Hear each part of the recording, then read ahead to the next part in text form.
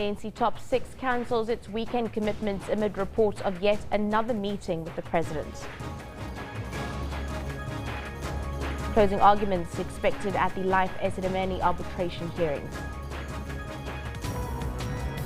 The Parliament's Portfolio Committee on Social Development warns that it will fight SASSA's bid to extend its contract with Cash Paymaster Services. And AB de Villiers makes a highly anticipated return from injury. And with the Proteas smarting from 3 back-to-back thrashings against India, all hopes are pinned on him, also getting back to his brilliant form in pink. Hello and welcome to Newsroom. I'm Shante Yankee, of course, coming to you live from our Auckland Park studios in Johannesburg. Of course, I'm not alone. I am joined by Kendall Makamate, who is standing by with our sport. What do you have in store for us, Kendall? Well, Shante, tell you what, got quite a lot to cover because we've got a weekend full of sports. We're talking football, Nedbank Cup, as well as the pink ODI against India. All this and more a little later at about 9:40.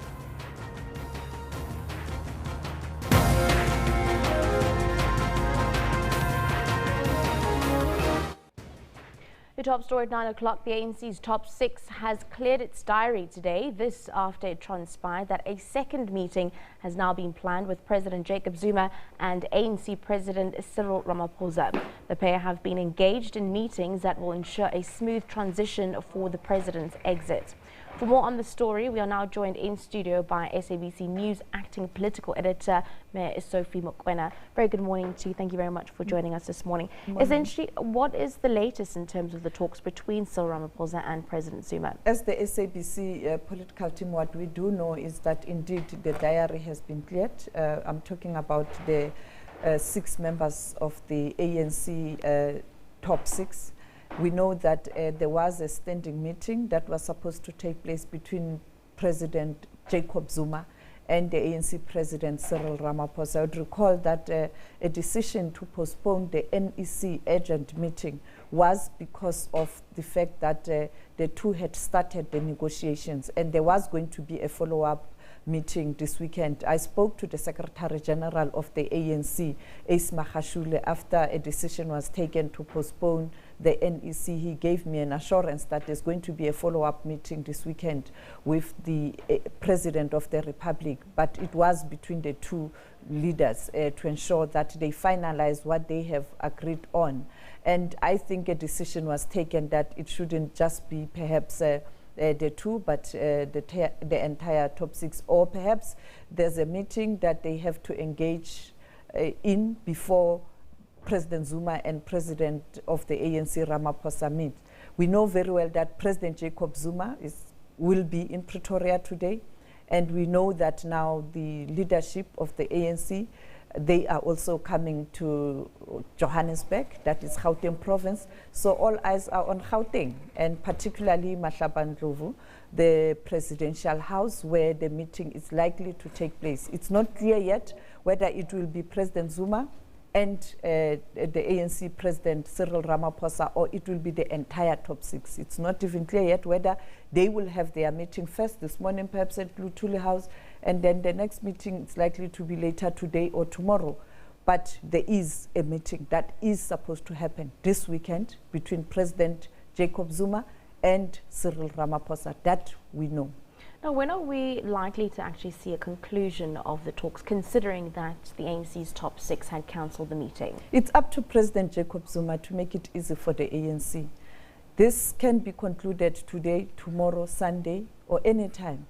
It's up to President Jacob Zuma to make it easy for the ANC to conclude this matter. In the same way, his predecessor, Thabo Mbeki, made it easy for him and the then entire NEC, to conclude the matter. Secondly, even the vice president of the country then, Phumzile Mlambo Ngcuka, made it easy for the ANC to be able to bring in Mebalega Mbete because she also resigned, and many other ministers who resigned, and created that space for perhaps the incoming president or the person who was going to be an acting president to look at changes, and the person who was later appointed, that is Halima Mtlanti, to bring change in cabinet as well, so that you can have perhaps synergy in terms of going forward. And I think even now, it's up to President Jacob Zuma to make the task easy for the ANC to move forward on this one.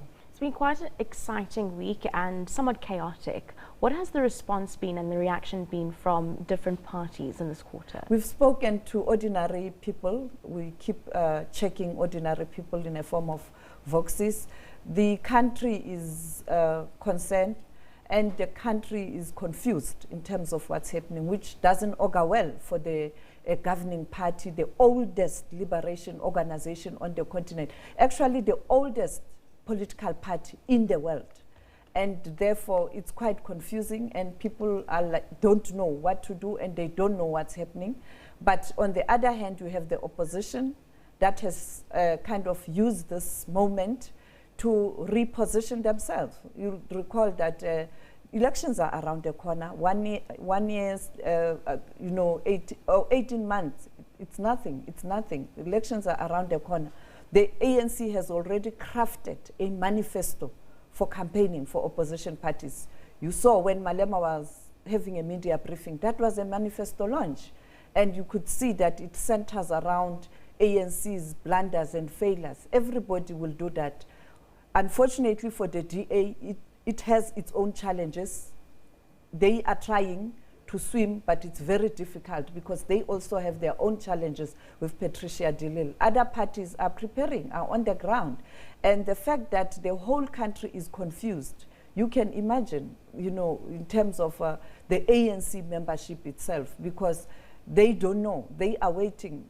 The NEC meeting that was cancelled, there was hope that it will bring finality to the matter, but it didn't happen. It is for that reason the alliance partners is very angry that there was a unilateral decision taken to cancel that meeting when the NWC had mandated the leadership to arrange that special NEC. Therefore, you can see confusion, and it will continuously affect the credibility and the cohesion of the ANC. It was a honeymoon after elections, after the conference, particularly in January, where there was songs of unity, songs of moving forward, and now it's backward. Thank you very much for joining us here in studio. Of course, acting political editor Sophie Mokwena live here in studio. On the ground, we also have our reporter standing by, Zwandile Mbeje. Of course, he is our presidential political correspondent to give us the latest from Khayelitsha Site C in Cape Town. Very good morning to Zwandile. Essentially, what is the situation now on the ground at the moment? A very good morning to you, Shante, and indeed, the situation here on the ground is basically reflecting what you've been talking about in the studio. We were expecting to cover the Deputy President of the ANC, David Mabuza, here in Khayelitsha Site C. He was supposed to be mobilizing the communities ahead of the Sunday's Grand Parade, but indeed he has pulled out, as many other officials have pulled out. But the other interesting fact, Shante, is that it looks like a number of other NEC members are no longer taking part in these activities, perhaps pointing to the urgency of the situation. So we are told there are various meetings that are happening which really necessitated that some of these activities not be attended by some of the high-profile NEC members that we were seeking to follow in terms of what they were doing. So earlier, Zwelim Kiz as well was supposed to be in the area around Philippi, and then we are told he's also didn't make it, and then Nomvula Mongonyane, and a number of them. Yes, there are some of the NEC members that are still here, for example, where I am. So earlier we were with Dikeledi Makatsi, who is also the member of the NEC, who was leading this mobilization, and of course the provincial secretary of this province, Faiz Jacobs. Yeah, right, you can see people and perhaps the minibus taxis. So we're ferrying in people who were hoping to catch a glimpse, or rather to hear from their deputy president. But of course, they will now hear from those NEC members that have been deployed instead of the officials, as we've heard, that they have to attend to urgent matters. This thing is not only happening here where I am in Khayelitsha Site C. My colleagues are also elsewhere in the province, like Bulelani, who is at Belleville Taxi Rank. So he will also give us a sense, really, of what is happening on that side. Bulelani.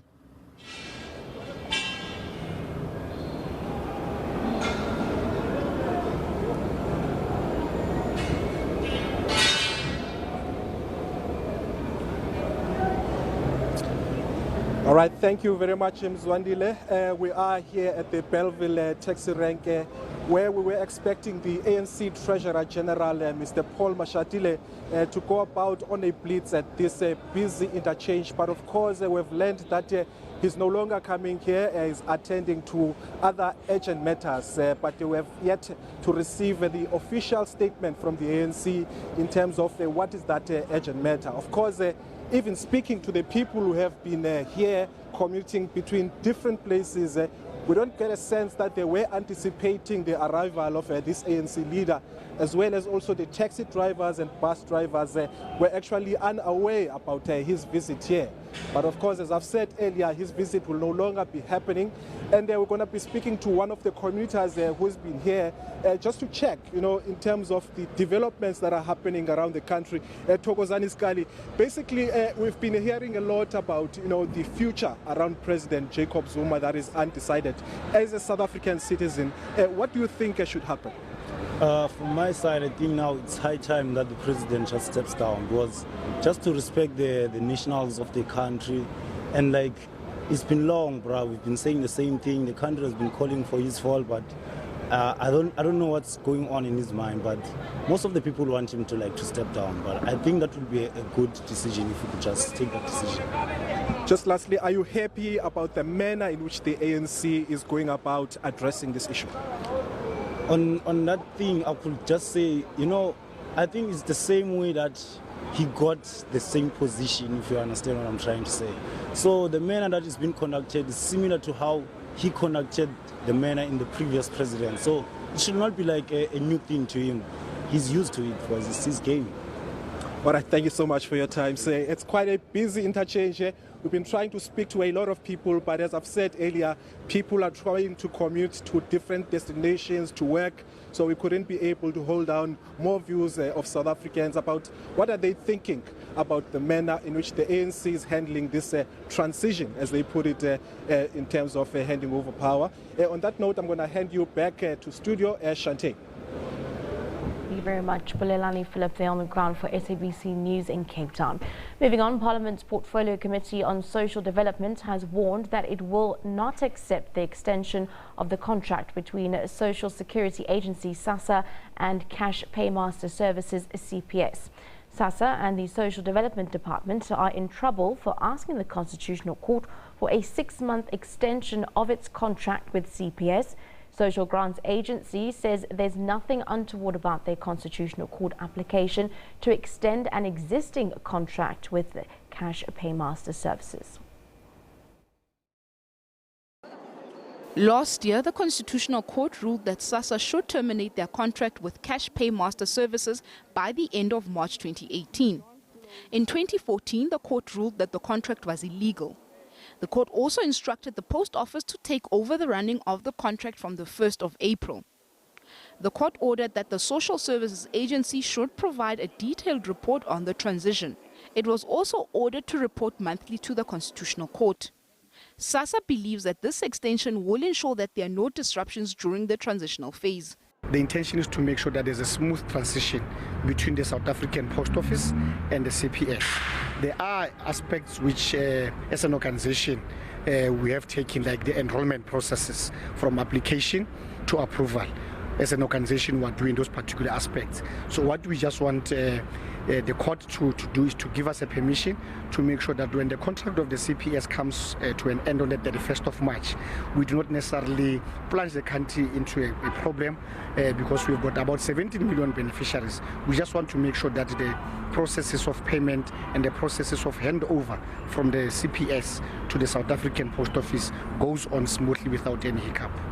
Although the ConCourt had previously ruled that the contract with Cash Paymaster Services was illegal, But in a bid to avert a national crisis, the court ruled that the contract could continue until the end of March. It also mandated an inquiry to determine if Social Development Minister Bathabile Dlamini should be held personally liable for the social grant crisis. Mahlako Komane, SABC News. As the pressure mounts on President Jacob Zuma to leave the union buildings, another attempt to force him out is underway as the EFF plans a national shutdown.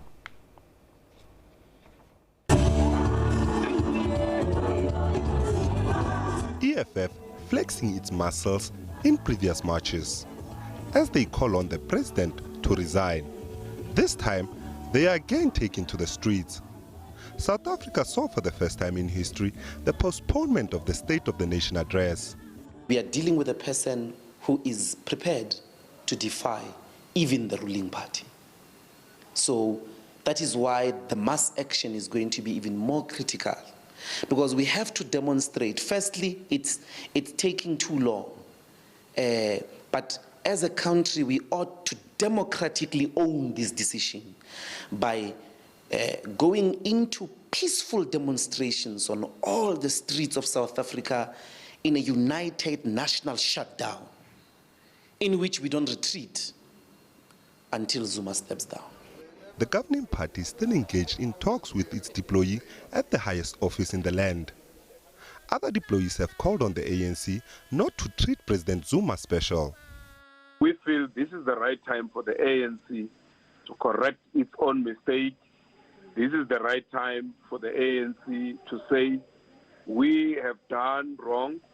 We have seen that this is not the right thing to go. And then we said, okay. And then we are apologizing to the public. So then we said, okay, let's go. Let's remove this particular person. And they should face the hand of the Lord. And for stalwarts whose cause for Zuma to resign has fallen on deaf ears, a glimmer of hope is on the horizon. ANC are equally optimistic.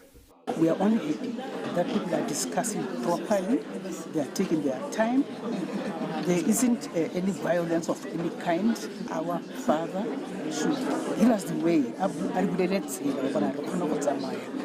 Because once the door is opened, we'll be able to walk in freely, holding hands together, and all hoping for the best for our country.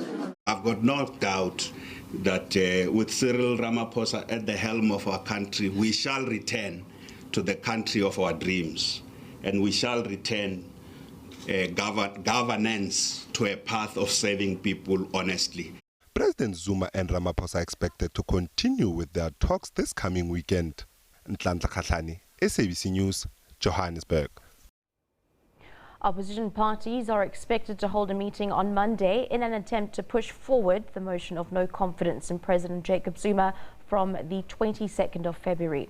For more on this, we are joined on the line by Mr. Holomisa. Of course, thank you very much for joining us this morning. Please, can you give us the latest from the opposition in terms of the meeting that is actually due to be held on Monday? The meeting is scheduled to take place on Monday at 2 o'clock.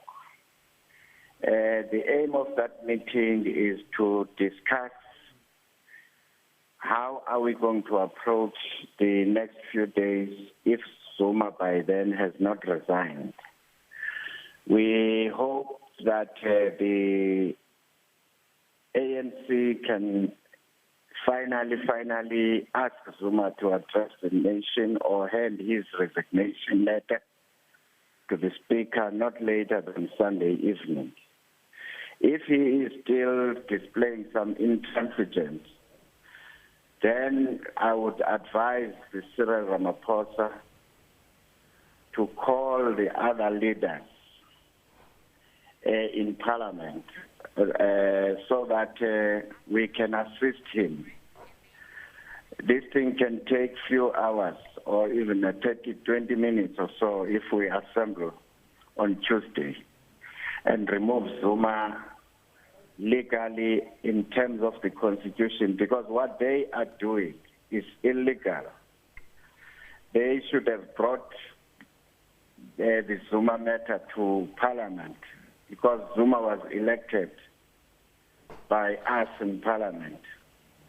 This backdoor approach is not going to help them. Instead, Zuma is going to embarrass them.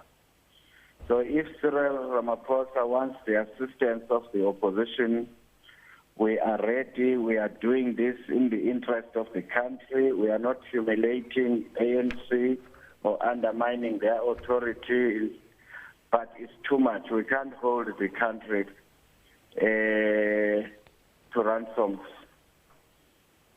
Indeed. And what makes you think that this vote of no confidence will push the president to step down, as you've had plenty of failed votes of no confidence against him before? It's easy now because the ANC itself is calling for him to go. They don't even need our votes in Parliament. They can just stand up in Parliament and do it on their own. But since we all participated in the election of the president when he ascended to power some years ago, it was done by members of Parliament. So we can assist them. They must come and just do it quickly. Why do you continue to negotiate with a crime suspect? Thank you very much for joining us here this morning, UDM leader Bantu Olomasa, joining us via phone line there on that vote of no confidence that they're pushing forward against President Jacob Zuma. Just before we go into the break, let's tease our question of the day. We're asking you, what do you make of the SASSA extending the cash paymaster services contract? That is our question of the day, rather. And you can send us your comments on @SABC Newsroom. For now, though, let's take a short break.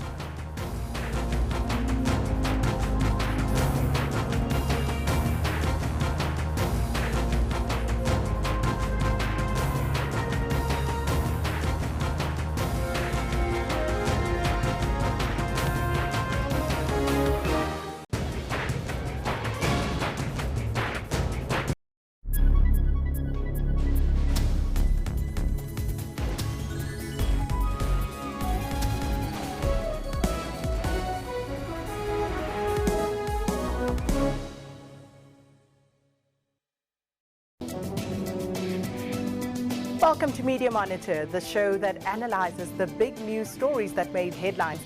We bring you robust discussions on stories that made headlines in the week, where we interact with media analysts to unpack these top stories. Join me every Sunday morning from 9 to 10 Central African Time as I bring you riveting news and analysis. Stay tuned to Media Monitor every Sunday from 9 a.m.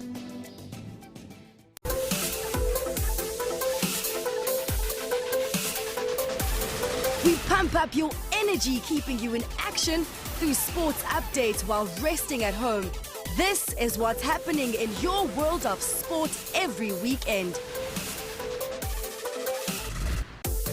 In the second half, Kolisi and Jaco Kriel combined well, and Kolisi scored his second try. He was also named man of the match. Confusion from the West defenders gifted Patosi with a close-range goal.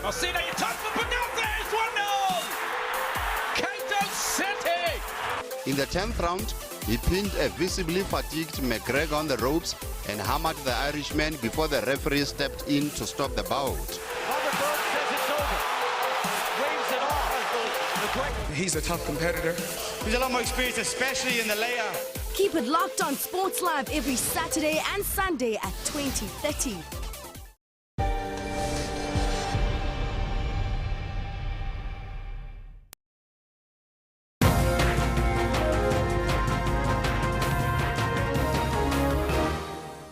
Welcome back. Let's have a look at the question of the day. Of course, we've asked you, what do you make of SASSA extending the cash paymaster services contract? You can send us your tweets. Let's have a look at some of the tweets that have already come through on our question of the day today. This one comes in from Michael. For me, it makes common sense simply because it will ensure a smooth transition from CPS to Post Office of South Africa, because the fact of the matter is that even though the Post Office of South Africa is the new distributor of the social grants on behalf of official SASSA, they are simply not ready to start immediately.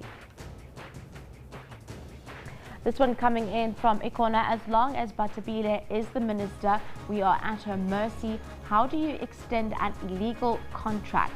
There is more in this contract than we know. And this one coming in from Lechasa. I knew from the beginning that the SAPO contract will be postponed because Batabile Dlamini is still Minister of Social Development. Of course, South Africans should stand up and look at this CPS contract. Let's have a look at our poll question of the day. Of course, it's still centered around Esidimeni compensation. And is the Esidimeni compensation enough? Well, of course, 35% of you are saying yes. 65% of you are saying no, with just over 320 votes that have been coming in this morning. Let's have a look at what some of your reasonings are. Many of the trends yesterday seem to be that 200,000 Rand compensation that had initially been agreed to was definitely not enough. The tweets here from Michael says, no, but if I'm not mistaken, 200,000 Rand is going to be broken down as follows. 20,000 Rand for the funeral, 180,000 Rand for emotional shock, psychological injury and counselling services, which of course means that the constitutional damages are still to be paid and that they will run into millions, and Advocate Moseneke will have to decide. Hoberi says, as little as they compensate these people, so little do they care about their loved ones. Mashudu says there is no price for people's lives. And this last one coming in from Tabo, since we lost their lives, there are no more. According to me, for that, the department to continue, and for this country's sake, yes, it is enough. Thank you very much for participating in both our question and our poll. Let's have a look at our picture of the day. This one comes in from Donald on Twitter. Justin Gatlin to race in South Africa, the Pretoria Grand Prix Series. Here I come. We do know that he will be running up against South Africa's Akani Simbine, and that is definitely going to be an exciting race to watch. Let's have a look at our comment of the day. This one comes from Cool Calm and Collected. Silicon Kuhle. That 200,000 Rand settlement is a slap on the wrist for the department and a spit in the face of the affected families. Hashtag Life Esidimeni. Well, we'll have to see. We do know that the proceedings will, of course, proceed throughout the course of the morning on Life Esidimeni. Let's have a look now at what's taking place in and around our courts today. We'll start off in Gauteng.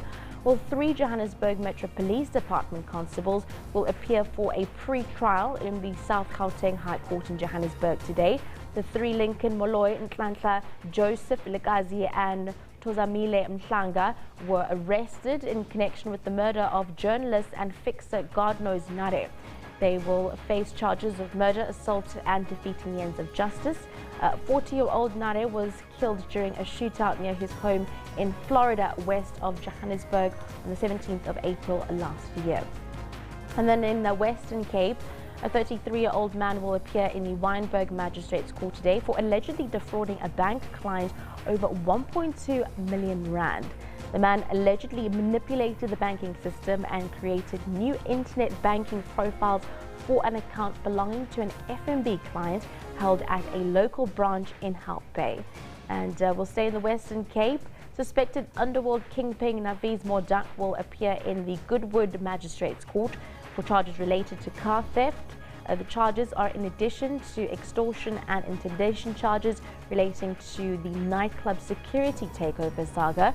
Modak and a second accused, Ikaram Modak, understood to be his relative, were granted bail of 5,000 Rand each with very, very strict conditions.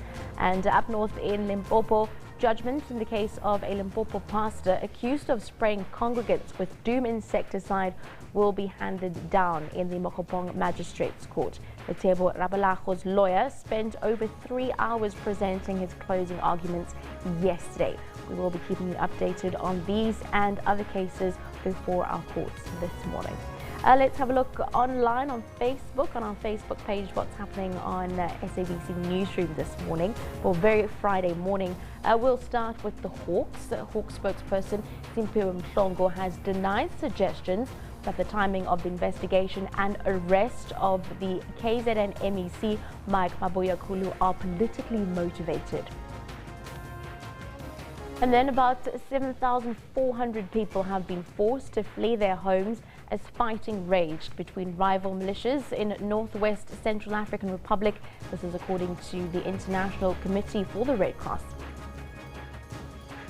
And finally, the United States Defense Department has confirmed it is exploring options for a military parade at the request of President Donald Trump, prompting 4 Democratic senators to demand answers on the estimated cost from the Pentagon. Or simply search for SABC Newsroom on Facebook, follow us and interact with us.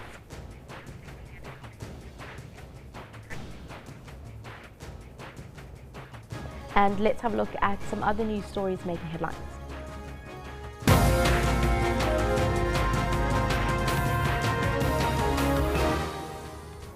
Cape Town Mayor Patricia de Lille files an urgent court application for a secret ballot in her motion of no confidence. Tensions continue to rise in Guinea as the country awaits results of Sunday's local elections. Zimbabwean President Emerson Mnangagwa says he will welcome the United Nations and the European Union to observe the polls. Your lead story this half hour, Cape Town Mayor Patricia de Lille's urgent court application in the High Court for a secret ballot is expected to be heard on either Monday or Tuesday next week. De Lille, who filed the application yesterday, faces a motion of no confidence in the City Council on Thursday next week relating to alleged corruption.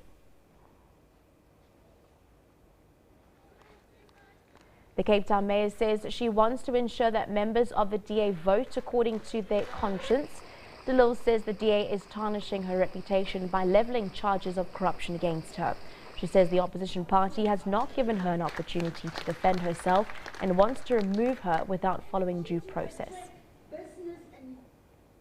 Well, government may have to fork out more than 280 million rand to compensate the families of the victims of the Life Esidimeni tragedy.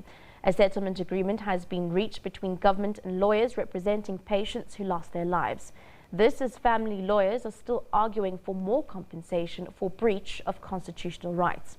The final figure will, however, be determined by arbitrator Judge Dekang Moseneke. Ntomfuthi Dladla lost her brother. She is among 144 families whose loved ones died in the most deplorable of manners. The gruesome details surrounding her brother Joseph Gumede's death still fresh. The way this happened is so painful. We still haven't healed. As I speak, my mother is in hospital.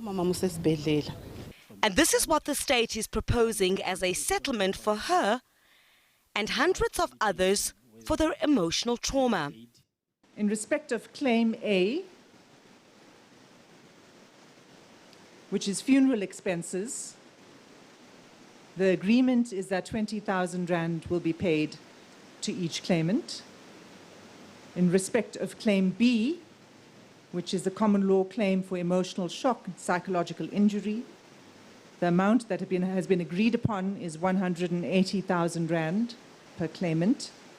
But the advocacy group says that too is not enough and wants constitutional damages to be considered. The Reverend's evidence in relation to his son Billy, who was so hungry that he, when eating a bag of chips, licked the packet clean. Mr. Mokhwerani testified that when he visited his brother at Rebafeni, his brother had lost so much of weight that Mr. Mokhwerani could not recognize him. The facts of the case are so shameful that it's difficult to imagine circumstances more deserving of an award of constitutional damages. And in addition to that, a litany of charges against the implicated officials. Well short of murder and culpable homicide, many other offences have been committed. Including perjury. Indeed. Including falsification, including fraud, including uttering. The execution of this decision was so reckless that all involved in it are responsible for the harm that's caused. Lawyers representing the survivors also want suitable redress. While a settlement is on the table for consideration, Justice Museneke will have the final say, and he has the unenviable task of placing a monetary value on the lives of 144 mentally ill patients. Criselda Lewis, SABC News, in Parktown, Johannesburg. Zimbabwean President Emmerson Mnangagwa has indicated that he would welcome the United Nations and the European Union to observe the polls. However, the United Nations says that it has not received a formal request to observe Zimbabwe's elections, which are expected to be held in the mid-year. I'm not aware of any formal request. Obviously, once we receive formal requests, we evaluate them and see what kind of help can be provided. But there's no detail on that at this stage. Well, tensions are rising in Guinea between opposition and government supporters as the country awaits results of Sunday's local elections. Clashes have broken out between young people in several cities, and youths erected barricades and burnt tyres in Conakry on Tuesday after opposition leader of the Union of the Democratic Forces of Guinea, Selo Dalayan Diallo, alleged fraud in Sunday's long-delayed vote for mayors and neighborhood chiefs. At least 5 children died in a fire in post-election riots in a town in the center of the country. The violence is linked to opposition fears that President Alpha Conde may seek to change the constitution to seek a third term at elections in 2020.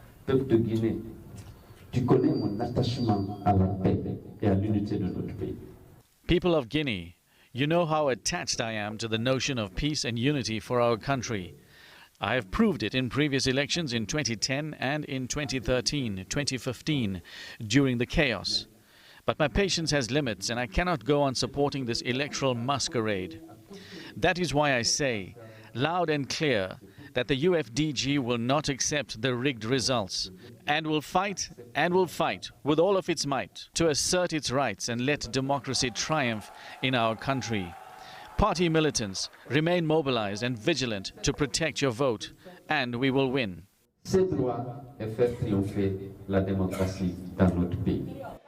The opposition charges that Conde is trying to install loyalists across different levels of government to soothe the path towards a possible constitutional change.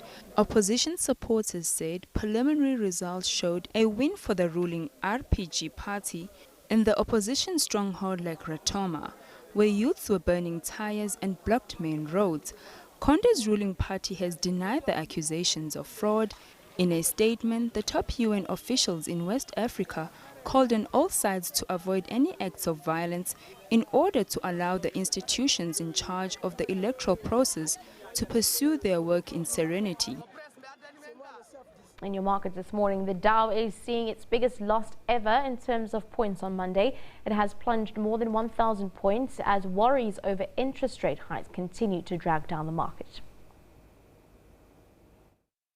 This was the second major drop in the course of 4 days, coming amidst uncertainty as to whether lawmakers in Washington would prevail and avoid a second government shutdown in the matter of 3 weeks. By Monday's close, the Dow had shed close to 1,200 points over inflationary concerns that could prompt the Federal Reserve to raise interest rates much faster throughout 2018, given growing wages at rates not seen since 2009. US Treasury yields also rose on the back of the Bank of England, indicating that interest rates probably needed to rise sooner, with expectations that stimulus provided by central banks would ease around the world.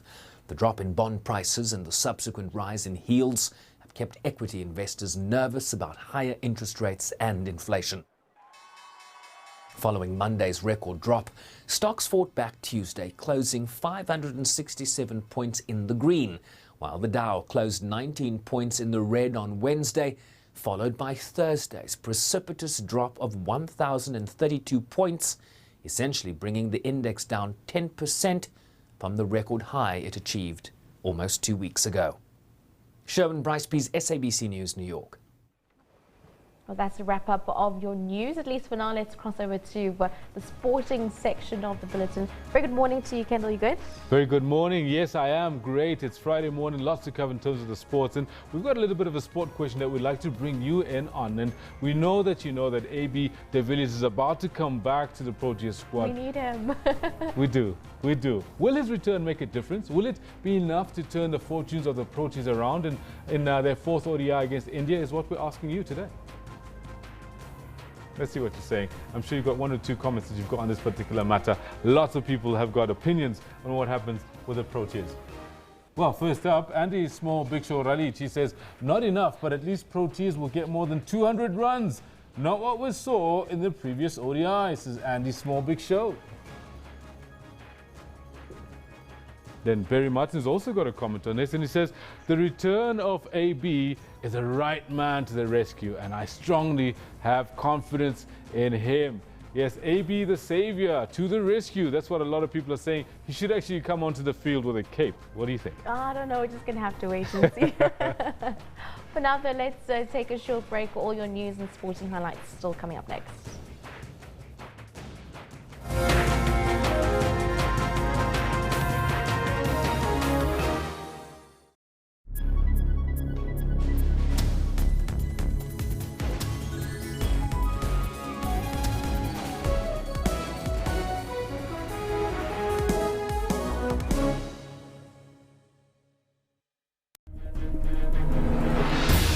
South Africa is in need of a frank dialogue about the state of our nation. My name is Onkgopotse JJ Tabane. Join me on Frankly Speaking every Sunday at 8:30. Come now, let's talk frankly.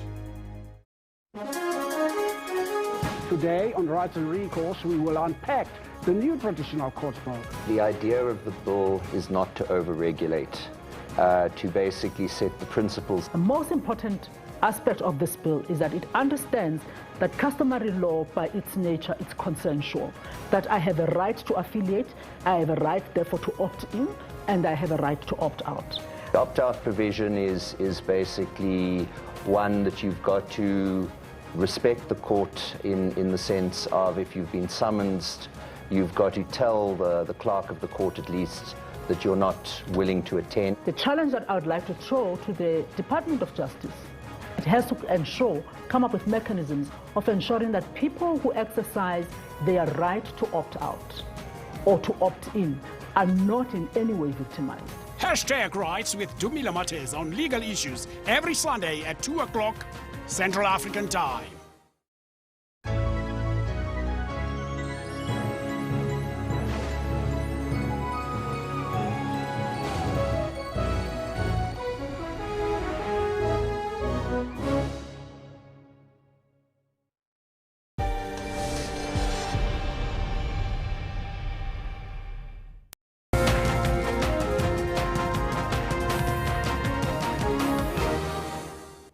Good morning, welcome back.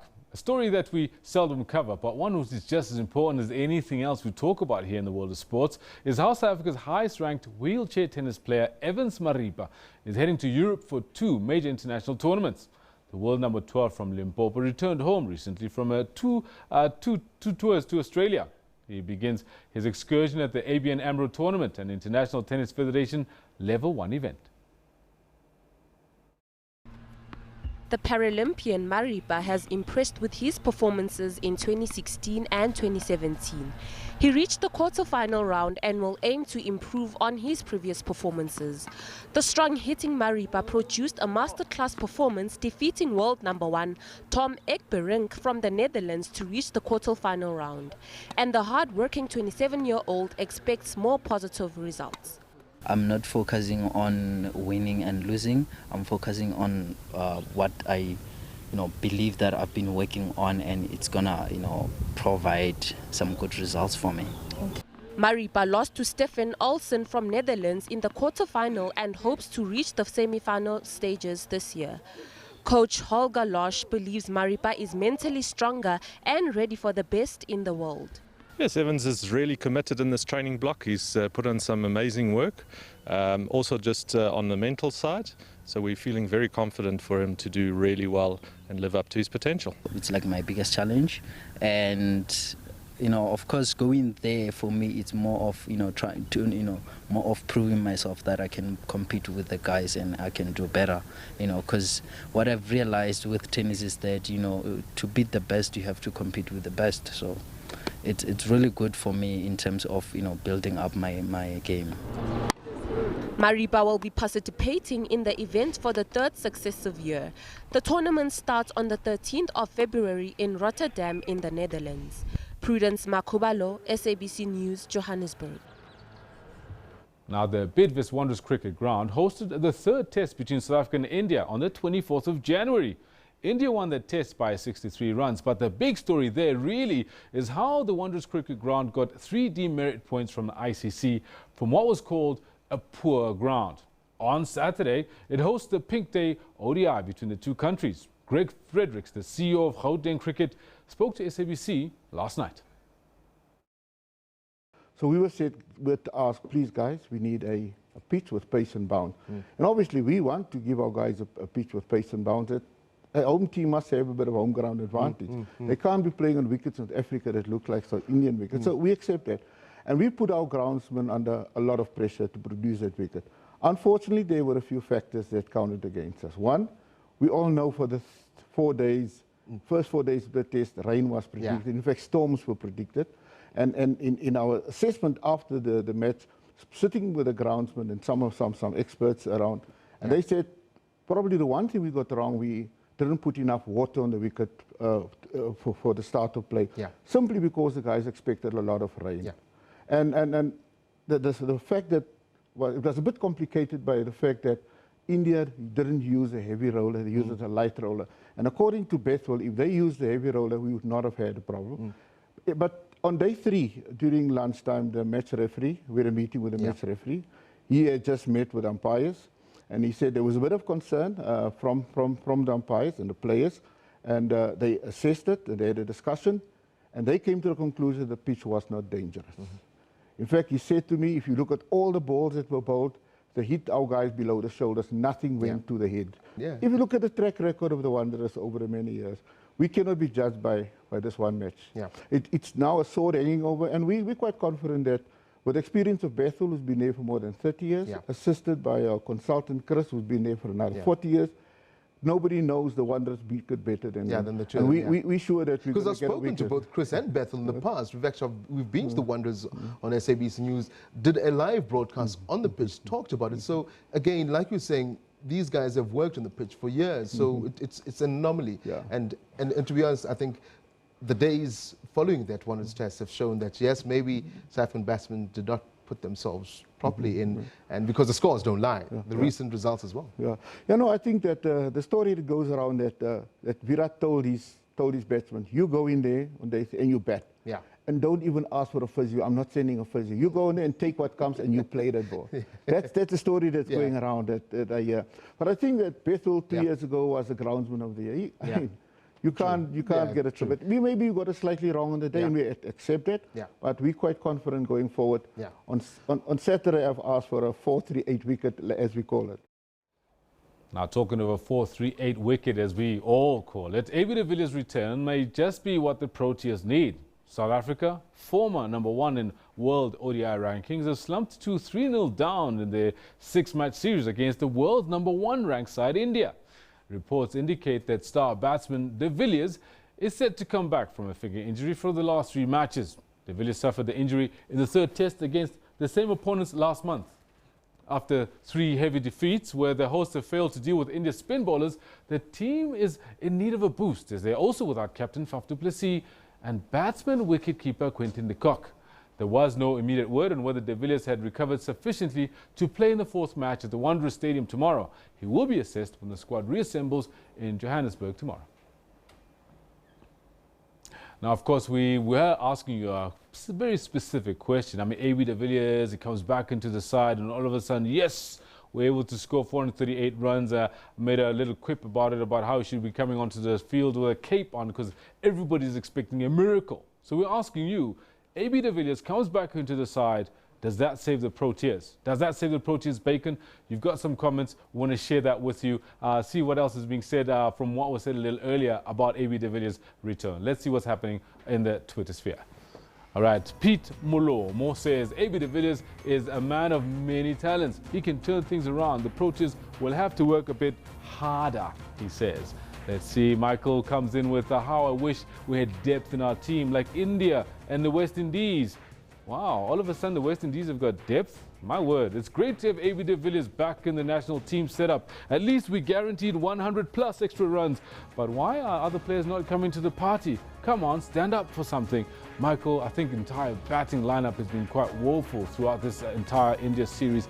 Andy is also, he comes back in and says, not enough, but at least the Proteas will get over 200 runs, more than what we saw in the previous ODI. Yes, not a lot of people are optimistic that without AB de Villiers will do well. Well, here's somebody we're looking forward to him doing well. He's the current 200-meter indoor South African record holder with a time of 20.47 seconds. From our Durban studios on Old Fort Road, last night, SABC was joined by Anaso Chobodwana.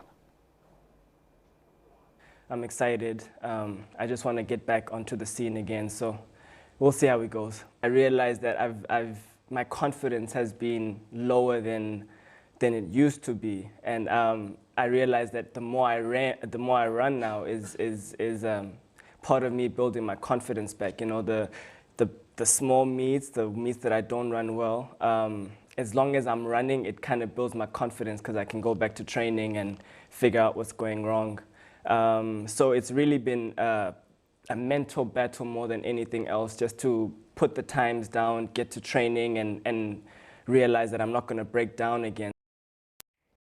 You know, he has been struck with injuries throughout his entire career. He's a really fast runner, though. That's why we leave it with the sports. Up next, the weather forecast.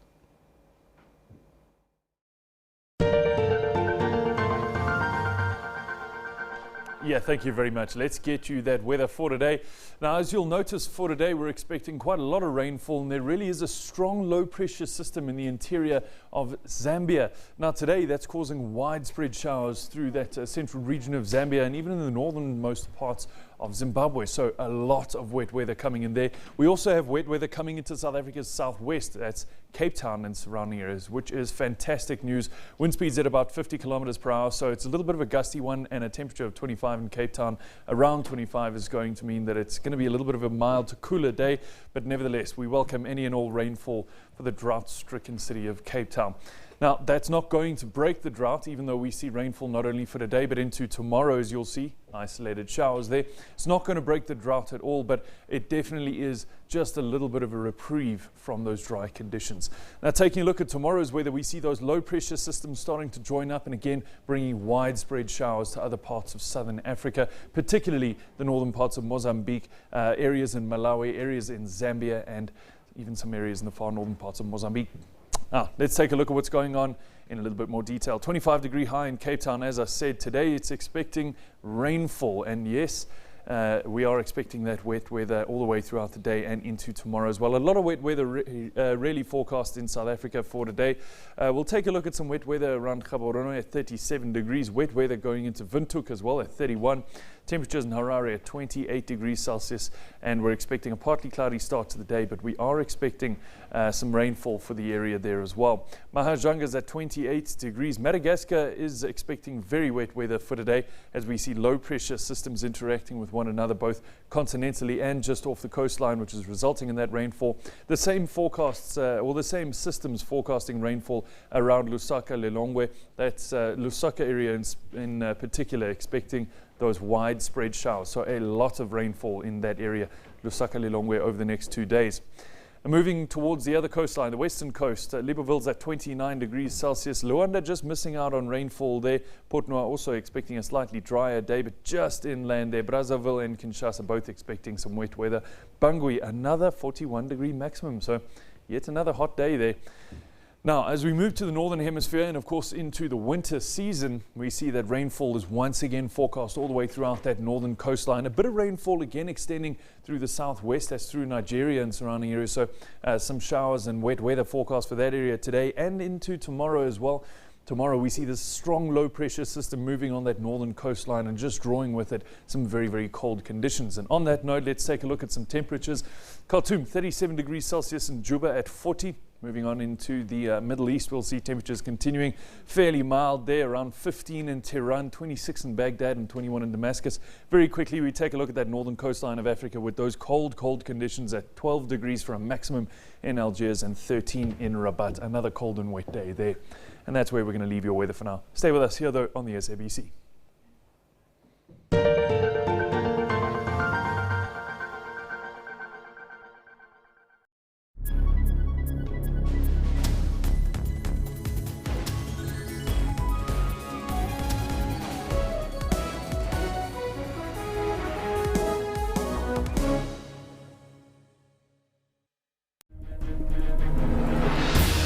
South Africa is in need of a frank dialogue about the state of our nation. My name is JJ.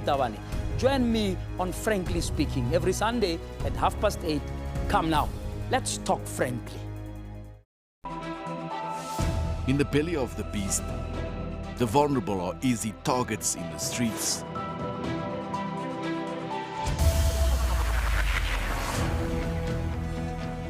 Marauding gangs terrorize communities mercilessly.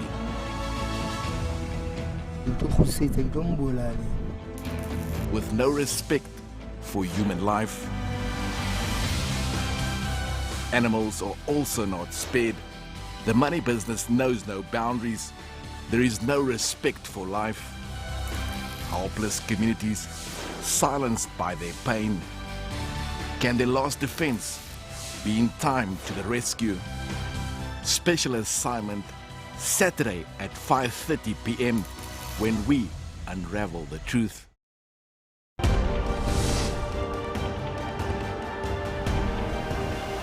We take an in-depth look of all your stories of the day across the world.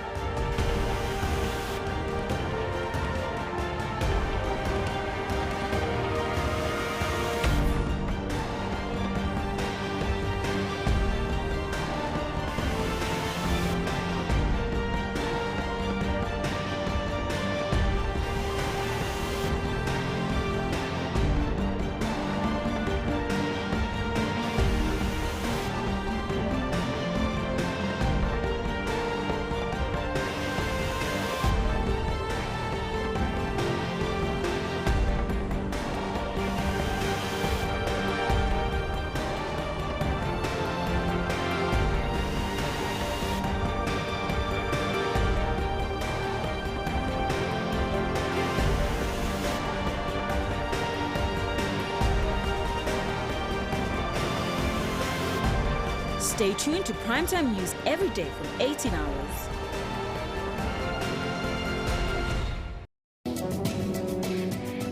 A warm welcome to one of your favorite weekly review analysis programs, Media Monitor. So let's look at the race itself. It's just becoming a personality contest where people just want somebody to guard their own vested interest. And I feel that the country is at a point now where we need some sort of change. It is ANC policy that they will have to implement. We fairly know the direction the ANC wants to take. As a leader, you have to implement. So what was it like on the ground in Kenya? Well, the country is divided. The country is very divided. I think within the country, for me, the one person that I criticize severely, and I'm not very happy with his approach, is Raila Odinga, with him pulling out. Stay tuned to Media Monitor and catch on analysts unpacking top stories every Sunday from 9 a.m. After a horrific accident, major questions were asked. So step one, I asked myself, do I really want to die? And my answer to that was, I'm not sure. And then step two was, do I want my parents to bury me? And the answer to that was no. Learning kept his brain in full action on how the brain works. When I was in hospital, right, as I was saying, to catch up with my peers, I started to become obsessed with memory techniques and how the brain works and how we retain information. Touching lives is his continuous mission. I now work for a non-profit where we deal with access issues regarding kids with disabilities and persons with disability. We're busy working on beach access. Being wheelchair-bound did not stop fun in his life. I party in a wheelchair, I laugh in a wheelchair, I smile in a wheelchair. For all your uplifting stories, catch Bupilong every Friday.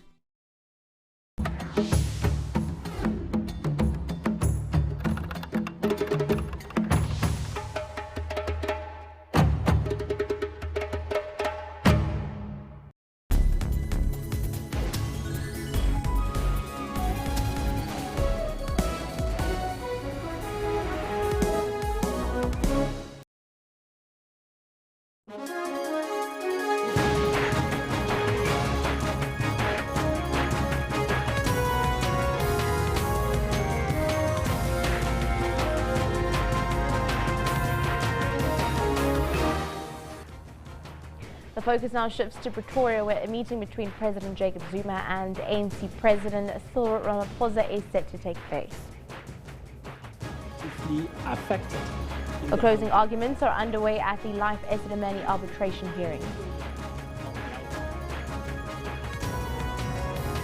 The Parliament's Portfolio Committee on Social Development warns it will fight SASSA's bid to extend its contract with Catch Paymaster Services.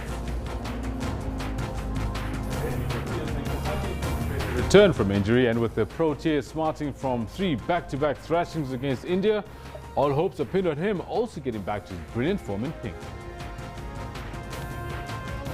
Hello and welcome to Newsroom. I'm Shante Yankees coming to you live from our Auckland Park studios in Johannesburg. It's just gone 10 o'clock African time. Of course, coming up now between now and 12 here, of course, including the latest from the ANC government transition, your views, as well as all the news from here and the continent. Of course, I'm not alone. Joining me on the sports is Kendall Mahmata. Very good morning to Kendall. You good? A hearty good morning to you too, Shante. Quite a lot to cover. As you know, it's Friday morning. We're all looking forward to a massive weekend. The big one really is that ODI against India. So we'll be making sure that you get up to speed with what the preparations are. We've also got one or two up sounds from the CEO of Gauteng Cricket, who will be hosting that pink ODI.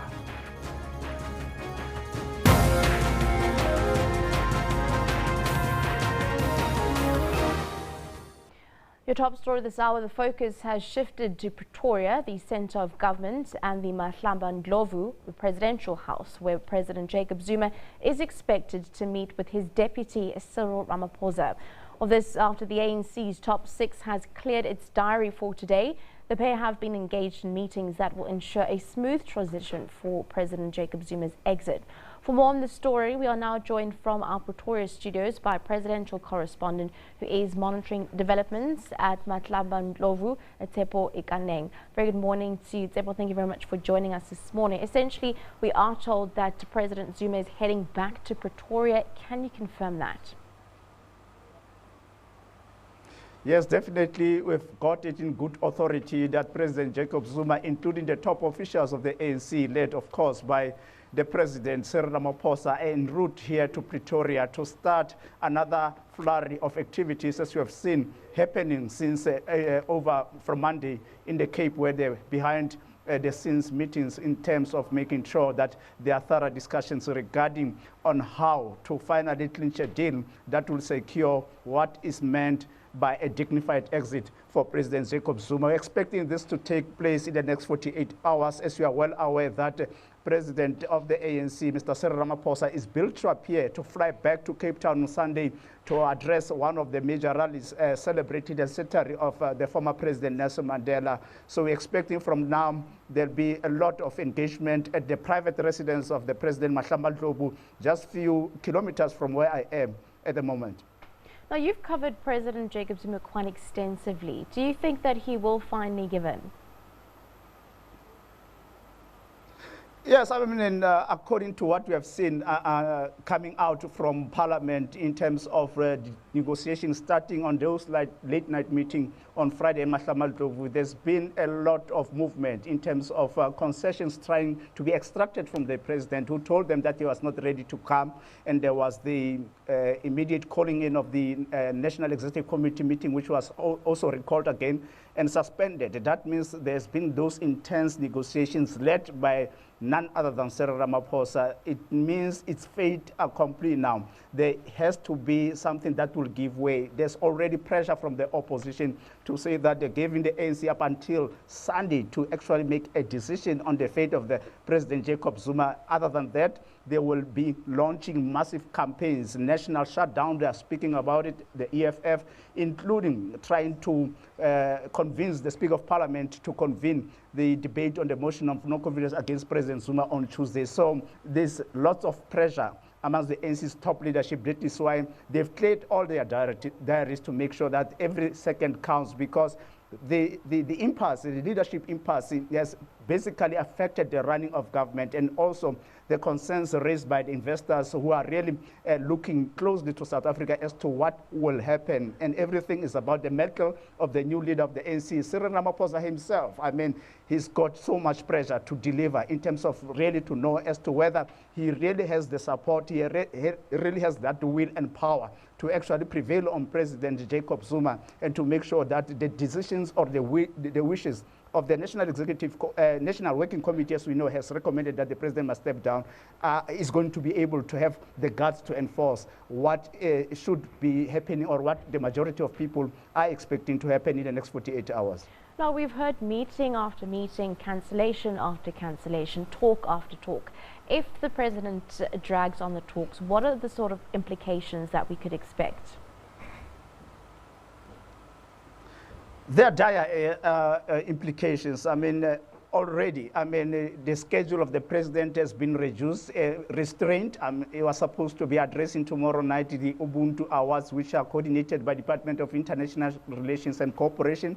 That is not going to be happening. And as we are well aware that during this weekend, he has some kind of engagement that will be told about during this weekend, but nothing is happening. So you could say that really they want to be seized with this matter. This issue has to be finalized because of the anxiety it has caused, not only amongst the ANC leadership itself. I mean, the society in general, people are really, all of us are in tenterhooks. Really, people want to know what is the direction of this country going to be taking, because there are dire consequences, including the calls that I've got from some people that I know from foreign missions. There are questions that have been asked by the people that are hosting them to say, what is the status of the discussions, what is happening? And obviously, as we are well aware, the talks are between the two men. There are only four eyes. It's between President Jacob Zuma and Cyril Ramaphosa. They've been given that latitude to discuss that amongst themselves without the influence of other lobbyists. You can talk about other senior members of the top six. They are not going to be engaging there, but they'll be having constant engagement. But these are closed door, behind the scenes discussions between the two men, which is President Zuma and Cyril Ramaphosa. Definitely. Thank you very much for joining us. That is presidential correspondent monitoring the developments, Mahlamba Ndlovu Tsepo Ikaneng for SABC News. Well, let's move on. The Alliance often reminds members that the ANC head office, literally house, is the centre, and that the party deployees take directives from that centre. We now cross live to our political reporter, Aldrin Sampe, who is outside Literally House to re-look at the timelines. A very good morning to you, Aldrin. Of course, you have been following the story. Can you take us through some of the timelines from the very first NEC meeting in Irene in Pretoria, where the issue of President Jacob Zuma was discussed, to where we find ourselves now? Unfortunately, we are still trying to get Aldrin ready to take us through that timeline from the ANC's very first NEC, and giving us extensive coverage on that. For now, though, another lead story. Parliament's Portfolio Committee on Social Development has warned that it will not accept the extension of the contract between Social Security Agency SASSA and Cash Paymaster Services CPS. SASSA and the Social Development Department are in trouble for asking the Constitutional Court for a 6-month extension of its contract with CPS. The Social Grants Agency says there's nothing untoward about their Constitutional Court application to actually extend an existing contract with the Cash Paymaster Services. Last year, the Constitutional Court ruled that SASSA should terminate their contract with Cash Paymaster Services by the end of March 2018. In 2014, the court ruled that the contract was illegal. The court also instructed the Post Office to take over the running of the contract from the 1st of April. The court ordered that the Social Services Agency should provide a detailed report on the transition. It was also ordered to report monthly to the Constitutional Court. SASSA believes that this extension will ensure that there are no disruptions during the transitional phase. The intention is to make sure that there's a smooth transition between the South African Post Office and the CPS. There are aspects which, as an organization, we have taken, like the enrollment processes from application to approval. as an organization we are doing those particular aspects. So what we just want the court to do is to give us a permission to make sure that when the contract of the CPS comes to an end on the 31st of March, we do not necessarily plunge the country into a problem because we've got about 17 million beneficiaries. We just want to make sure that the processes of payment and the processes of handover from the CPS to the South African Post Office goes on smoothly without any hiccup. Although the Court had previously ruled that the contract with Cash Pay Master Services was illegal, but in a bid to avert a national crisis, the court ruled that the contract could continue until the end of March. It also mandated an inquiry to determine if Social Development Minister Bathabile Dlamini should be held personally liable for the social grant crisis. Mahlako Komane, SABC News. Well, the alliance often reminds members that the ANC head office, literally house, is the centre and that party employees actually take directives from that centre. We now cross live to our political reporter, Aldrin Sampe. He is outside Literally House to re-look at the timelines. Let's try this again. Of course, Aldrin, you have been following the story. Can you take us through step by step the timelines from the very first NEC meeting in Irene in Pretoria to where the issue of President Jacob Zuma now is being discussed and where we find ourselves now? Well, I haven't received any confirmation as yet from my sources with regards to this NEC meeting. That's reported urgent NEC meeting that has been called to be taking place here in Johannesburg. And the other thing for me is just looking in terms of logic. You'd know that most of the NEC members would be in Cape Town. Remember that on Sunday there is this ANC rally that will be taking place in celebration of the release of Nelson Mandela from prison, as well as part of the Nelson Mandela centenary celebration. So it would be quite strange to have this meeting taking place here in Johannesburg, considering that most of these NEC members are currently in Cape Town and have this meeting taking place here in Johannesburg. I tried to confirm with the spokesperson of the ANC about whether the ANC's top 6 officials are meeting here in Johannesburg, because this has been another report that has been circulating.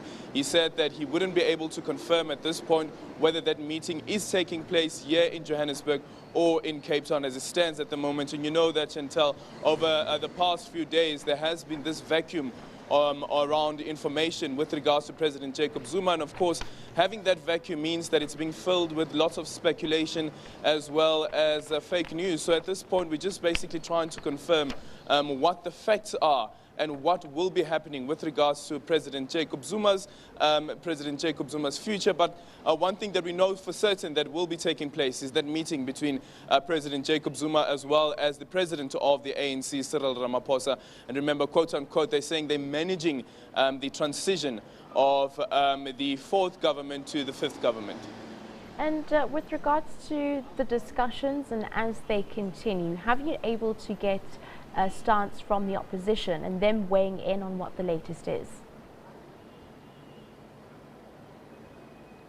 Well, we haven't been able to speak to the opposition, but they have made it clear, though. What they are saying is that the motion of no confidence that they had called in the president, they didn't call that motion of no confidence in the president only for the ANC to use it for its own frivolous intentions.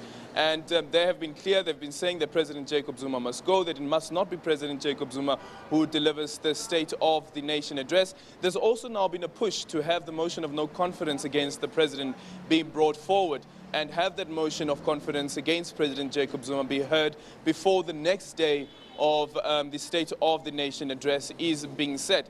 When you speak to analysts say that it's quite clear that President Jacob Zuma is leaving. It's not a question of if. It's quite clear that he is leaving, but it's a question of when. When does the president leave? And remember that the quagmire that the Speaker of Parliament, as well as some of the officials, including the chief whips of the various political parties, have been raising is the issue around the budget speech that is supposed to be delivered on the 21st of February, and then you have the motion of no confidence, which is set down for the 22nd.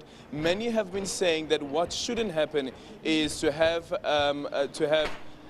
this motion of no, rather to have this the budget speech being derailed because of the current impasse that the ANC is facing with regards to President Jacob Zuma's future.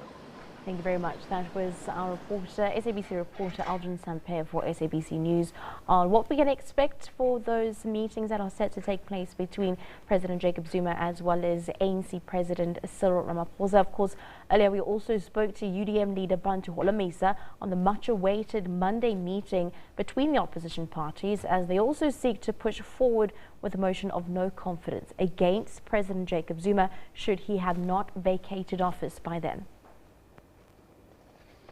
The aim of that meeting is to discuss how are we going to approach the next few days if Zuma by then has not resigned. We hope that the ANC can finally ask Zuma to address the nation or hand his resignation letter to the Speaker not later than Sunday evening. If he is still displaying some intransigence, then I would advise the Cyril Ramaphosa to call the other leaders in Parliament so that we can assist him. This thing can take few hours or even 20 minutes or so if we assemble on Tuesday and remove Zuma legally in terms of the Constitution, because what they are doing is illegal. They should have brought the Zuma matter to Parliament because Zuma was elected by us in Parliament. This backdoor approach is not going to help them. Instead, Zuma is going to embarrass them. So if Cyril Ramaphosa wants the assistance of the opposition, we are ready. We are doing this in the interest of the country. We are not humiliating ANC or undermining their authority, but it's too much. We can't hold the country to ransom. Indeed. And what makes you think that this vote of no confidence will push the president to step down, as you've had plenty of failed votes of no confidence against him before? It's easy now because the ANC itself is calling for him to go. They don't even need our votes in Parliament. They can just stand up in Parliament and do it on their own. But since we all participated in the election of the president when he ascended to power some years ago, it was done by members of Parliament. So we can assist them. They must come and just do it quickly. Well, the Hate Crimes Working Group yesterday released its 5-year report into hate crimes and discrimination in South Africa. Over 900 cases were documented, and the research focused on Gauteng, the Western Cape and KZN, as well as 2 of the less developed provinces, the Eastern Cape and Limpopo. Well, of these 5 provinces, the Eastern Cape accounted for the bulk of the hate crime at 27%, followed by the Western Cape with 26% and Gauteng just above 20%. Now to talk to us about the report is Professor Jean Nal, who is the Hate and Bias Crime Monitoring Forum Project Leader. Very good morning to you. Thank you very much for joining us this morning. Essentially, Professor, what is the #1 cause of the hate crimes that you found in your findings? So, taking into consideration that non-nationals seem to have been targeted most, according to our research, it does seem like that proverbial sore thumb and standing out as different, other in communities, and indeed whether it would be neighbours who would be attacking non-nationals or whether it would be on public transport or on roads.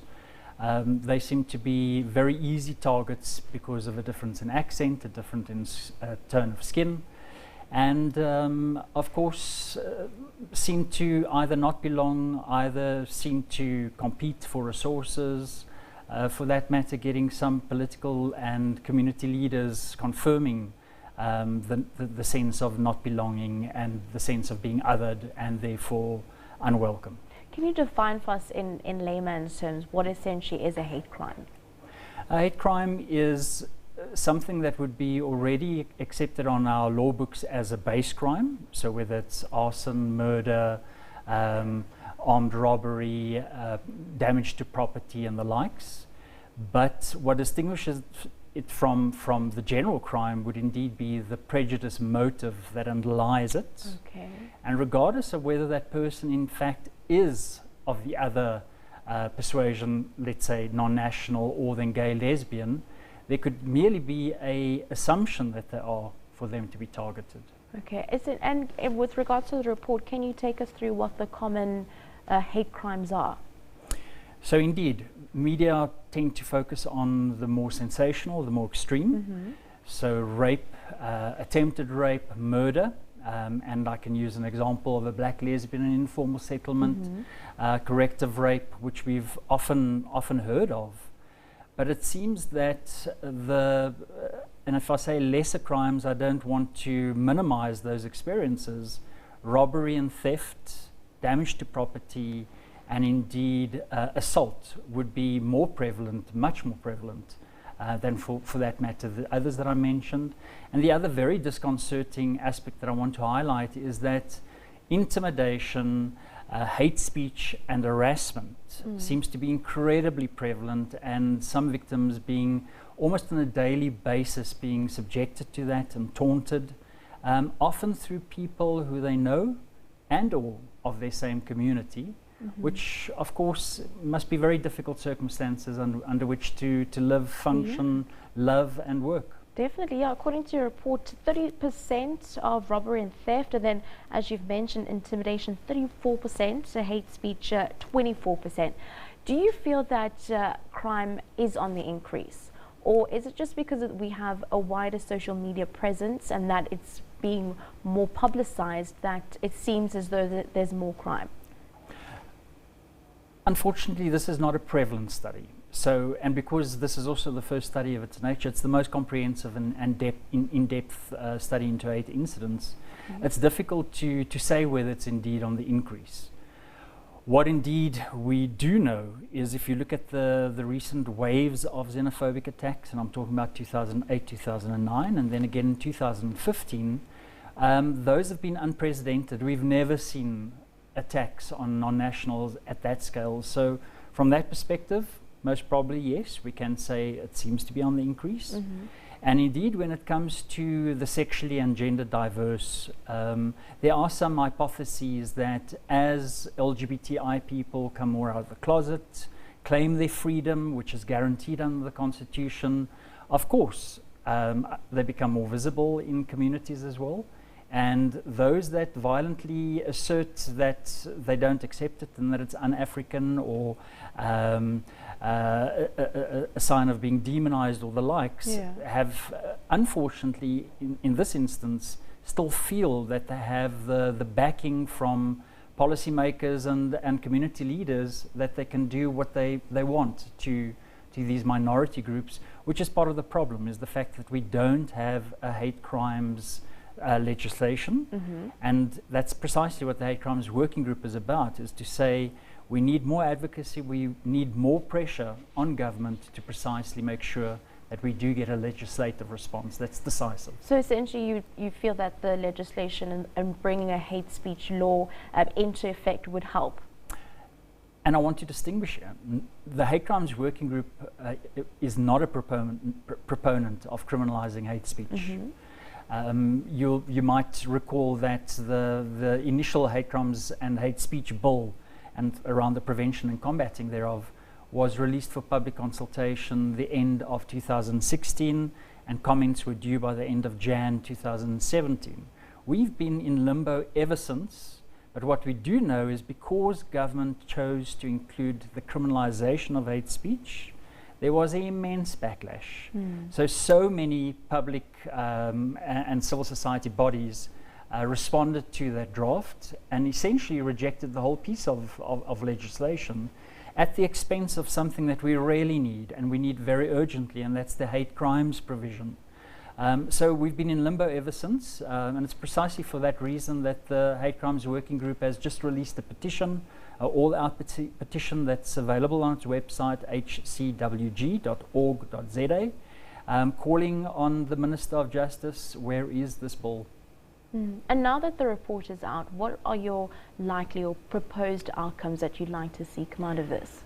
So other than the fact that, of course, we now have empirical evidence around how generalized hate victimization is, and in all 5 of those provinces that you mentioned, the other aspect that government seems to be well aware of is the impact of hate incidents. So from that perspective, indeed, there should be more provision in terms of services to not only take note of the impact of hate victimization, but also to care for the victims thereof.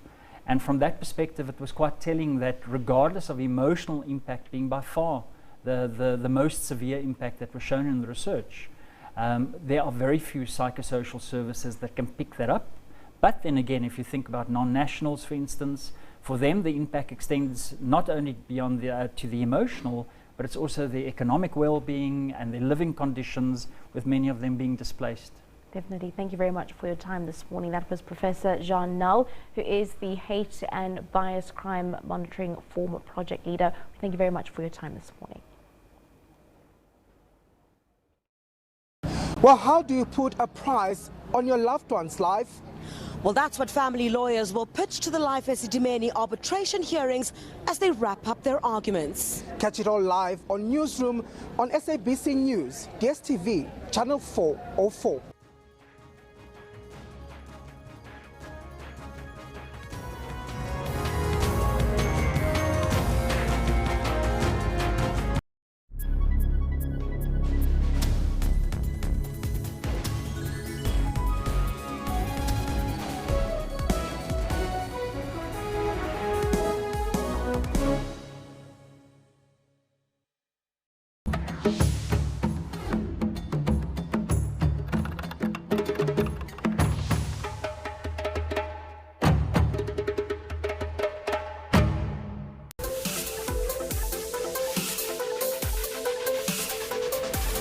We pump up your energy, keeping you in action through sports updates while resting at home. This is what's happening in your world of sport every weekend. In the second half, Kolisi and Jaco Kriel combined well, and Kolisi scored his second try. He was also named man of the match. Confusion from the West defenders gifted Patosi with a close-range goal.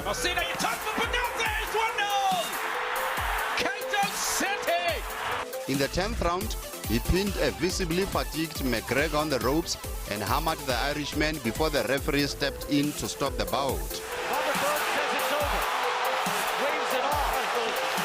He's a tough competitor. He's a lot more experienced, especially in the layout. Keep it locked on Sports Live every Saturday and Sunday at 20:30.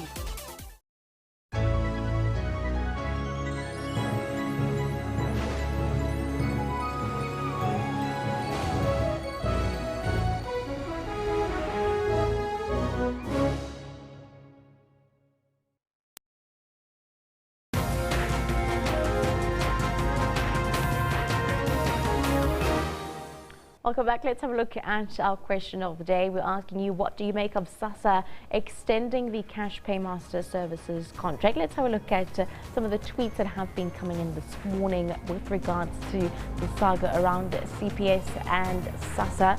Well, Mzwandile says Batapila Dlamini does what she wants when it comes to SASSA, and she doesn't care who says what. She's not even afraid of overruling the court decisions. Eugene says that shows poor leadership of Melissa Dlamini, how ignorant she is. And Michael says, for me, it makes common sense simply because it will ensure a smooth transition from CPS to the post office, because the fact of the matter is that even though the post office is the new distributor of social grants on behalf of SASSA, they are not ready to start immediately. Also following our poll today, and that's on the back end of yesterday's 200,000 Rand deal that had been struck between lawyers of the Life Esidimeni victims and the state. Today we're asking, is the Esidimeni compensation enough? Of course, the figure there is 200,000 rand. 65% of over the 400 votes that have come in are saying no.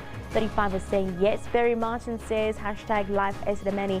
As little as they compensate these people, so little do they care about their loved ones. Mashudu says there is no price for a person's life. And Thabo Quincy says, since we lost their lives, there are no more. According to me, for that, the department is to continue. And for this, the country's sake, yes, it is enough.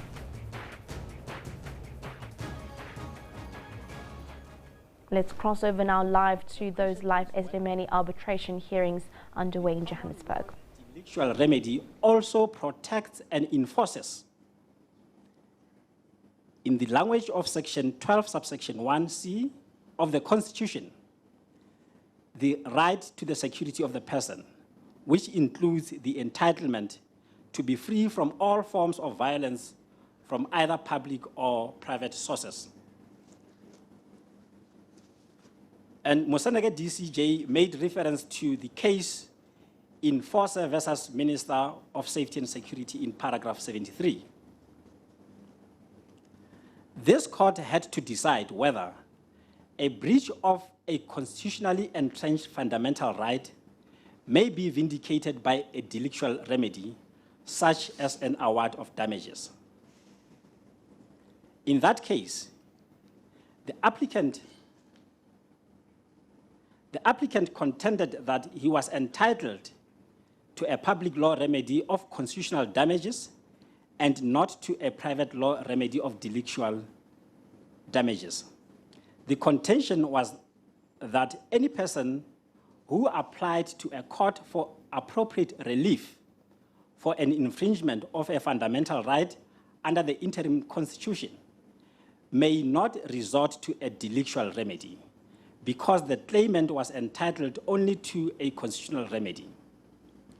The court held that, in principle, appropriate relief was relief that was required to protect and enforce the interim constitution, and that there was no reason in principle why appropriate relief should not include an award of damages where such an award was necessary to protect and enforce constitutionally recognized fundamental rights.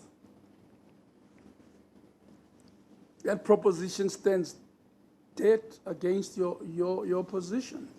And if I can proceed, the court observed that our private law of delict was flexible and that in many cases the common law will be broad enough to provide all the relief that will be appropriate for a breach of constitutional rights. In the result, the court declined to grant constitutional damages, and that was in reference to the case in Force. But the last paragraph which I would like to read from this judgment is paragraph 74. It seems clear that in an appropriate case, a private law delictual remedy may serve to protect and enforce a constitutionally entrenched fundamental right. Thus, a claimant seeking appropriate relief to which it is entitled may properly resort to common law remedy in order to vindicate a constitutional right. It seems obvious that the delictual remedy resorted to must be capable of protecting and enforcing the constitutional right breached. And in that regard, we submit that the claimants, having made their claim under the common law, they cannot, over and above those damages, seek constitutional damages. And I want to make... Where does the passage say so? Where does the passage say what you say now? Let's take it step by step. Yes. In an appropriate case, yes, where the common law gives relief sufficient to vindicate a constitutional protection, that's enough. You can resort to the common law. Yes. Where it doesn't, let's debate here. Yes. What is the common law protection for failure to access records kept by the state? What is the common law protection for that? What is the common law protection for frustrating access to health care or to education? What is the common law protection to failure by the state to keep proper medical records? What is the common law protection for being transported on the back of a bakkie, being a mental health care user, and dumped in a place which has got no facilities? So just go back and look at the authority quite carefully. I happen to be the person who wrote it, but go carefully and go and read it. In appropriate cases, you use the common law, it's fine. Defamation, you sue in terms of the common law. It would vindicate the right to dignity. All that the judgment says, that is in order. Why it doesn't cover common law protection, you resort to the Constitution itself, okay? So there's no dicta that says once you've sued in the common law, that's the end of the inquiry. But we're still counsel, so plainly so. The constitutional violations here, certainly 80% of them cannot be covered by the common law. You can't sue under the common law about falsified licenses, about NGOs which are not licensed properly and authorized, about breaches of the medical and health care, about, name it. The whole setting tells you that you can't use the common law only to vindicate constitutional rights. But where there's personal injury, for instance, the common law can deal with it. That's what your judgment tells you. Then it's in order. In force said there was the common law could protect the interests at stake, then that is in order. But where it can't, and where it falls short, a party is never, ever precluded from making claims. I think that's how I understand the law. Of course, you're open to persuade me that I misunderstand the judgment wrongly. If justice has regard to the statements of claim on behalf of the claimants, I'll start off with Section 27. Yes, certainly proceed, counsel. The claim is framed as follows. As a result of the emotional shock and psychological injury, the claimants have suffered, and on the basis of common law, the claimants claim damages in the amount of 200,000. And my submission is that it is well and good for them to have made that election to sue under common law, as they are entitled to do so. And if justice will recall the submission which was made on behalf of the claimants, it was that common law is not sufficient to vindicate the breach alleged to have been suffered by the claimants. What I submit is that with an available remedy under common law, then the claimants cannot over and above what he may be entitled to under common law, claim additional damages under constitutional claim? Well, the remedy of the common law should be complete, isn't it? It should give full vindication of constitutional breaches as a bare minimum, isn't it so? Yes. The first part, as I read, the statement of a claim is before me. Why can't the claimants claim under B and then claim under C?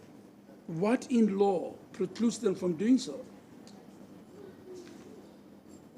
Constitutional damage as a result of the deaths and the circumstances of the death in the context of constitutional obligations owed to the deceased and the claimants claim 1,500,000 clearly constitutional damages. Why are they not entitled to do that?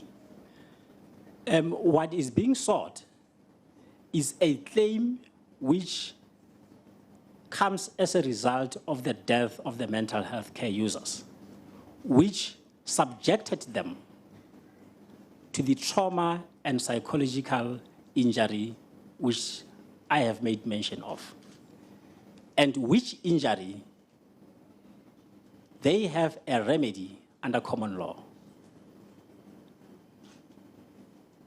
Why don't they have a claim that relates to the circumstances under which the deceased died? What law precludes them from making that claim? Besides the first part, I felt terrible, it was painful, I got trauma, stop. And then thereafter, because of the death. But also look at the circumstances under which they died. And I think here too, there should be compensation, there should be retribution, there should be vindication, in other words, and this, you know, and there should be prevention. Why can't they claim in the alternative or both claims? What is a legal proposition for them being prevented? Provided they don't double dip. They don't claim for the same thing twice. They're entitled, aren't they? Well, Justice, which is the point which I was making the submission that they cannot, over and above damages granted under common law, and seek to recover damages under constitutional claim. Is that why you quickly wanted them to settle the damages claim? No, Justice. Okay. It was in the interest of complying with the recommendations of the health ombud. The settlement was done purely in that spirit. You see, the mountain you've got to climb is to show that they are not entitled to claim for constitutional damages. In other words, you've got to show me that their claim is so circumscribed that the common law satisfies the claim fully. Let me put it the other way around, Advocate Utamo. You've got to persuade me that all the circumstances under which the deceased died do not attract constitutional relief. That is the hurdle you've got to go over. By you, I mean the state. You've got to say, forget about how they died. There are no consequences. Forget about the breaches of the Constitution. Ignore the fraud, the improper licensing, the improper treatment, absence of medication, absence of care. Forget about those things. You know why? You're entitled only to the pain you felt when they died. As for the rest, it's none of your business. And none of the Constitution's business. How could that ever be? And that's what you really have got to argue and persuade me on. Well, Justice, if I can refer you to the... In other words, you're really saying this is not a constitutional matter. It's a common law claim. That's really what you're telling me. Dealing with the issue relating to appropriate relief, in terms of Section 38. The case in Force dealt with that aspect to say that one will then have to consider if common law vindicates your constitutional right. That's the first step. And then it is on that basis that the courts have the power to develop the common law if it doesn't suit the circumstances to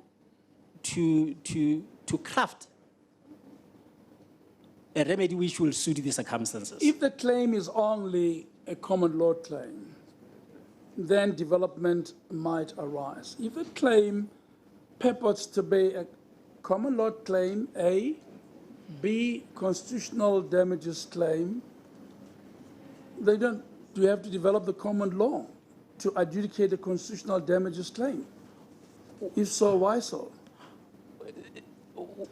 One will then have to determine whether claim B, is it one which can be remedied by the common law before you could design any other remedy? No. Why so? Why is it so? Are all claimants obliged to bring claims only under the common law?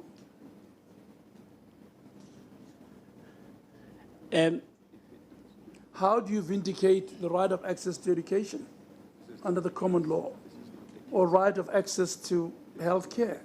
Well, right of access to information held by the state, a right to administrative justice. How do you vindicate that through the common law? One will then have to look into the relevant facts in order to make that determination. Whether is it a matter which cannot be addressed by the common law. Show me one authority. Show me one authority that precludes a party from making a constitutional claim. If you can allow. And that restricts all claims through the common law only. There is another judgment, Justice. Besides the one you've cited. Beside the one that I've cited. And read Force again quite carefully. Not even Force precludes constitutional damages. It just says we did not have to reach them because the claim can be vindicated under the common law. In other words, you already have a remedy somewhere else, so we don't have to reach constitutional damages. Yes. And Force goes on, Justice Ackerman and to Justice Krichler, to make it plain that courts have to be innovative. In appropriate cases, they'll have to find appropriate relief. That may include constitutional damages. So I don't know of a judgment that would ever preclude a court from vindicating constitutional transgressions. May I refer, Justice, to the judgment of the Constitutional Court, the judgment which was also written by Moseneke DCJ. It is the judgment in the matter of Dikoko versus Mokhatla. Yes. Paragraph 90 of the judgment. It seems to me that the delict of defamation implicates human dignity, which includes reputation on the one side and freedom of expression on the other. Both are protected in our Bill of Rights. It may be that it is a constitutional matter because, although the remedy of sentimental damages is located within the common law, it is nonetheless appropriate relief within the meaning of Section 38 of the Constitution. Going back to Force, there is reference to Force where it is the justice quoted the judgment in Force.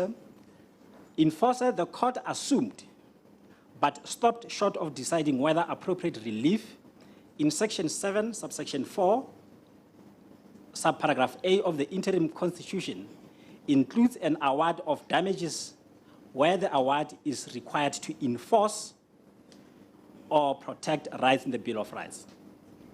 The court, however, made it clear, and in this case, reference is made to the Forster judgment. There is no reason in principle why appropriate relief should not include an award of damages, where such an award is necessary to protect and enforce Chapter 3 rights. Such awards are made to compensate persons who have suffered loss as a result of a breach of statutory right if, on a proper construction of the statute in question, it was the legislature's intention that such damages should be payable. And it would be strange if damages could not be claimed for. And if this can be underlined, at least loss occasioned by the breach of a right vested in the claimant by the supreme law. When it will be appropriate to do so, and what the measure of damages should be, will depend on the circumstances of each case and the particular right which has been infringed. Before I can proceed to paragraph 91. Well, the passages you'd accept, I know pretty well, having written them. But let me make this point. Doesn't that dicta make it quite plain that, can we take a step back? What was the koko was whether or not it was a constitutional matter that arose in a defamation claim. Yes. And that passage shows you that, yes, it was a constitutional matter. Yes. Because dignity is protected also by the Constitution. Yes. So the question was whether or not the court ought to hear the matter. Yes. And it is shown that, yes, of course, it's a constitutional matter. Yes. Even though it is couched in common law terms. Now, counsel, just think for a moment about this. Those happen to be cases like personal injury, like defamation, which are rights which coincide with Chapter 2 protections. There are many other transgressions which you'll never find, they were never dreamt of in the common law, which was fashioned in the 15th, 14th, and 13th century. There are many of them. So Chapter 2 is much, much wider than the delicts which were known under the common law. You understand that as a matter of principle? Yes. So those dicta are at pains to tell you there's nothing wrong in principle in awarding damages if there is an infraction or transgression of fundamental rights and freedoms. Yes. Similarly, if you choose to do that under the common law, you won't be non-suited. You won't be thrown out of court only because you've chosen the common law. You need to go past that basic fundamental understanding. Otherwise, we're going to quote very many passages which may not support the proposition you contend for. Yes. What is your attitude about that? As a matter of law, I want to hear your submissions on that. Justice, my submissions are in relation to the nature of the damages which are being sought as outlined in the statements of claim. And what I wanted to point out to the justice, it is the last paragraph which deals with how should the court consider those types of claims. And it has been properly set out in paragraph 91 of the judgment of Museneke. Which you want me to hear now? Yes. Okay, I'll listen.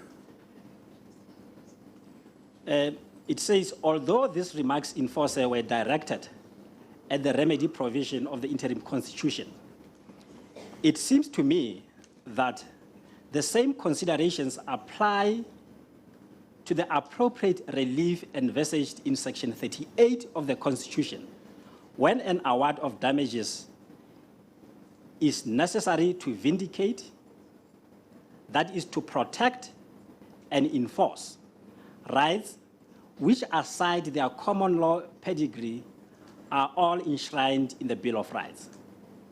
And what is of importance, it is the last sentence. What do you understand by, besides the common law pedigree, also to be found enshrined in the Bill of Rights? What do you understand that to mean? My understanding, Justice, is that to the extent that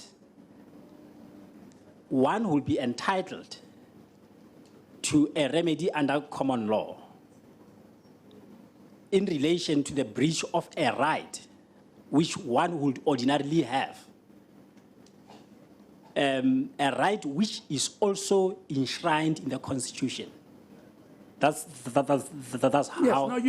Yes, no, you're spot on, Counsel. You are correct, and therefore, so if let's say a child died in a village because of thirst, and it is shown that the state did not fulfill its constitutional obligation to provide access to water, could you file a claim under the common law?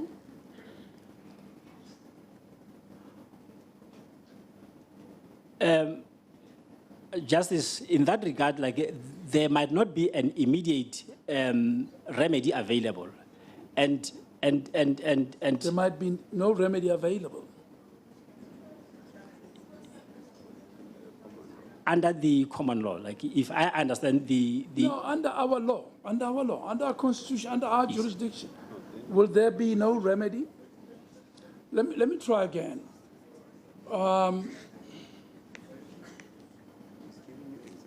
Mrs. Grootboom dies. The law requiring and the court having directed that she must get a home, and the state doesn't fulfill its obligations. How do you couch that in the common law? Is there such a claim under the common law? Justice, I think I should make it clear that I accept that the courts have the inherent power to design a relief which will suit the circumstances of a case in the event that there is no remedy under common law. I don't dispute that principle of the law. So Metro Rail is such an example. Yes. Kate is another. Yes. Mutau yet another. Yes. Mother Clip yet another. Indeed. The common law, valuable as it might be, has limitations. Indeed. There are historic limitations. It's a law of yesterday, and the Constitution is the law of today. Justice. We have preserved the common law, we have preserved customary law, indigenous law, and all other laws that existed with the induction of the Constitution. So it's inevitable, Counsel, that there would be a wide berth between what the Constitution gives, which is much, much more, and what indigenous law or the common law can give. Let's just get to that commonsensical platform first. So it's quite clear that if many of the infractions of the Bill of Rights were not even contemplated by the common law at its time and age and place when it was formulated, others were contemplated by the common law, like dignity, protection of the person, like the whole range of them, which you find in the common law. So all that the courts are saying, in all of this complexity, is that if you have brought a claim under the common law, you're entitled to do so. It's a vehicle to vindicate constitutional protections. Yes. You're also entitled to bring claims under the constitutional law, particularly where the common law is unavailable. That's really the legal position. It's not any more complicated than that. Yes. So here, you have to persuade me, let's come back here, that all these deaths and the infractions should have been couched under the common law only? And if so, why so? Well, I do not quite follow the question of the justice in relation to the deaths, or is it in relation to the claims by the claimants? The claims founded on the deaths. Yes. All these claims arise only because there was death. In this the first category. Yes. Okay. Yes. Yes, all these claims. Yes. I'm saying to you, what prohibits the claimants to claim under the common law? Closing arguments Pain, are shock, underway and between suffering and lawyers trauma. as well as Justice Okeng Disakeke, of course, taking us through the live Esidimeni arbitration hearings and compensation for the families of the victims. For now, though, let's have a look at your top stories making headlines at 11 o'clock.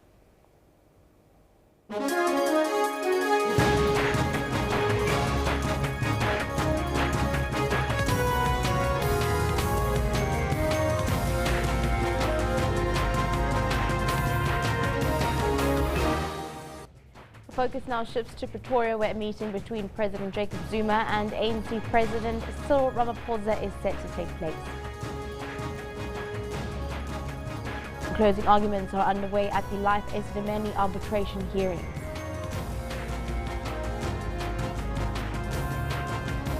Parliament's Portfolio Committee on Social Development warns it will fight SASSA's bid to extend its contract with Cash Paymaster Services.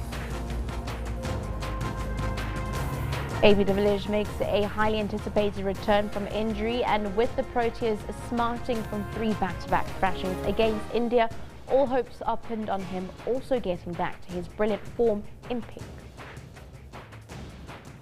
Hello and welcome to Newsroom. I'm Shante Yankis. We're coming to you live from our Auckland Park studios in Johannesburg. Just gone past 11 a.m. Central African time. A lot coming up between now and 12 p.m. before we wrap up, including all the latest from the ANC government transition, your views, as well as news from the continent. In your top story, Democratic Alliance wants a motion of no confidence in President Jacob Zuma to be debated in the National Assembly as early as next week Tuesday. Well, DA leader Mmusi Maimane says his party agrees with the EFF that the motion they requested be brought forward. The EFF's motion is currently scheduled for the 22nd of February. Political parties in Parliament have expressed frustration in what they term the state of limbo that the institution finds itself to be in. Still no word on a new date for SONA. The presiding officers are working on the matter, and they are taking the matter and approaching it with the seriousness that it deserves. They are working in close liaison with all the key stakeholders around the matter, chief amongst which is the presidency, in order to ensure that the new date for the State of the Nation address is determined without delay. Otapo says he is not in a position to comment on the request by the DA and the EFF to bring forward the motion. But opposition parties say it's becoming untenable. I think all parties have been more than generous in giving the ANC some space to deal with this issue. But if this drags on past Sunday night, it starts to really become a crisis. And I think that Parliament's going to have to start asserting itself and exercising its functions and powers in terms of the presidency to resolve this crisis. Can't carry on. We can't continue to have one party in Parliament holding the entire institution's processes to ransom. We did not ask for the postponement of SONA, for valid reasons obviously, in order to condone indecision by the African National Congress, because now the nation does not know whether it's coming or going. We cannot be held hostage by the governing party just because they are unable to solve their internal problems swiftly. We say that they have to make a decision, and so that South Africa can understand and know who is going to be the next president.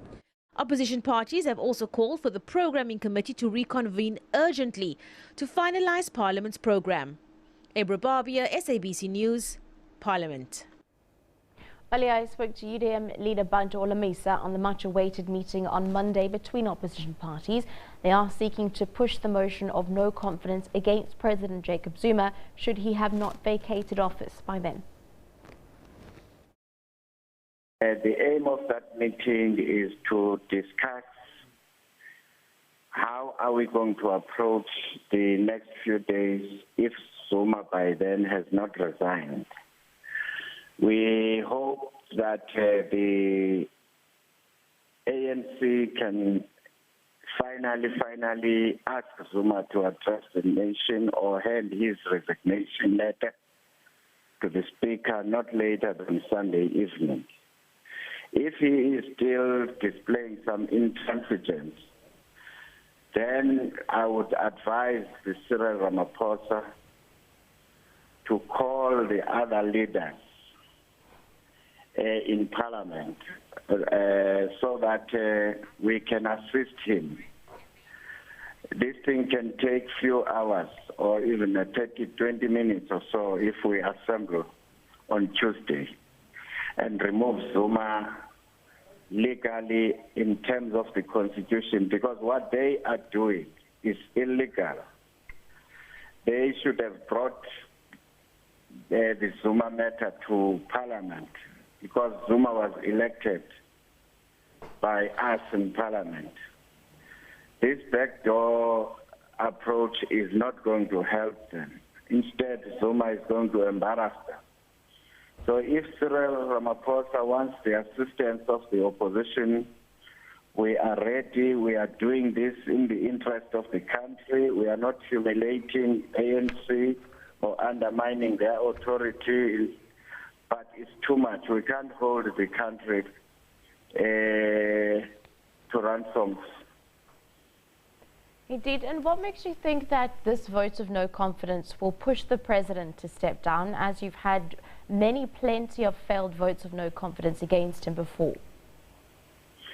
It's easy now because the ANC itself is calling for him to go.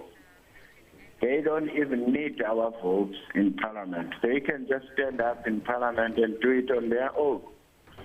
But since we all participated in the election of the president when he ascended to power some years ago, it was done by members of Parliament. So we can assist them. They must come and just do it quickly. Well, the focus has shifted to Pretoria, the centre of government, and the Mahlamba Ndlovu, of course, the presidential house, where President Jacob Zuma is expected to meet with his deputy, Cyril Ramaphosa. Well, the pair have been engaged in meetings to ensure a smooth transition on President Zuma's exit. The ANC top six also cleared its diary for today. Our reporter Patricia Vasachi is outside where the transition meeting is expected to continue. Very good morning to Patricia. How essentially is the mood on the ground? And we understand that President Jacob Zuma is now back in Pretoria. Can you confirm that? Developments before then is what we are watching now. Morning, Shantae. As you can see, we're standing right outside the presidential official home, and of course where the presidential guest house is also staged here in Pretoria. So of course media camping out here, and it is another situation of hurry up and wait, as of course the uncertainty around the president's future is mounting. As you know, the whole country is on tenterhooks trying to find out what will happen perhaps by end of this weekend or any hour from now on. As you have rightfully mentioned, a lot of meetings taking place among the top leadership of the ANC, and of course the Deputy President Cyril Ramaphosa having numerous meetings, and as you said, the big meeting that is expected to take place between the leadership of the ANC and of course the president to continue the ongoing discussions around the president's future. And that meeting that we're talking about is expected to take place here. As you can see, not a lot of activity happening behind me. It is business as usual here at the presidential guest house, police manning the gate as normal, but media here camping out, trying to of course get every glimpse that that we can get in terms of what the developments are that are taking place here at the presidential guest house. Whether the meeting will be taking place today, that is still uncertain. We have heard reports that the meeting might be taking place around this afternoon, but there are also reports that the meeting will only take place perhaps tomorrow, where the top six of the ANC will be discussing the president's future moving forward. So a lot of activity on the ground around the president's future, but not much that we can really pin our finger on exactly in terms of what direction everything is going into at this moment. And Shantae, you would know that this meeting that we are waiting for is coming from the meeting that took place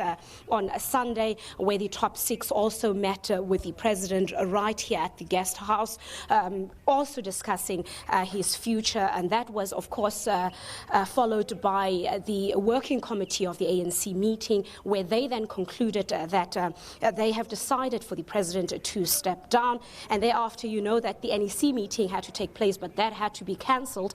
But as we have throughout the week heard that the president, Deputy President Cyril Ramaphosa, who's also, of course, the president of the ANC, assuring the nation that the continued discussions between the leadership of the ANC and the president are fruitful, and he is positive, rather, that there will be an outcome soon. So you know that, of course, the alliance partners are also putting a lot of pressure on the deputy president at this stage to take a decision and to resolve this matter as speedily as possible. And they have given the deputy president until end of this weekend to come up with a solution. And, of course, do as the nation, civil society and the alliance partners perhaps have called for, and as I said, the working committee of the ANC has called for, and that is for the president to step down. Whether that will happen by end of this weekend, I think it's really for us to wait and see.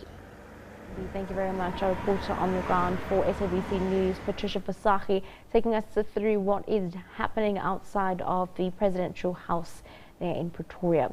Moving on, Parliament's Portfolio Committee on Social Development has warned that it will not accept the extension of the contract between Social Security Agency SASSA and Cash Paymaster Services. SASSA and the Social Development Department are in trouble for asking the Constitutional Court for a 6-month extension of its contract with CPS. SASSA says there's nothing untoward about its Constitutional Court application. Last year, the Constitutional Court ruled that SASSA should terminate their contract with Cash Paymaster Services by the end of March 2018.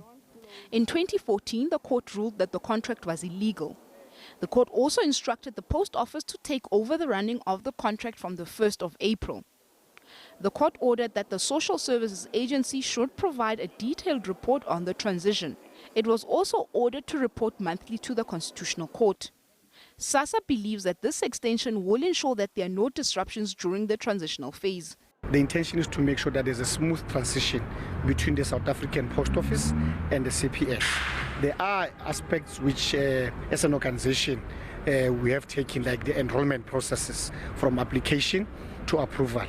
As an organization, we are doing those particular aspects. So what we just want the court to do is to give us a permission to make sure that when the contract of the CPS comes to an end on the 31st of March, we do not necessarily plunge the country into a problem because we've got about 17 million beneficiaries. We just want to make sure that the processes of payment and the processes of handover from the CPS to the South African Post Office goes on smoothly without any hiccup.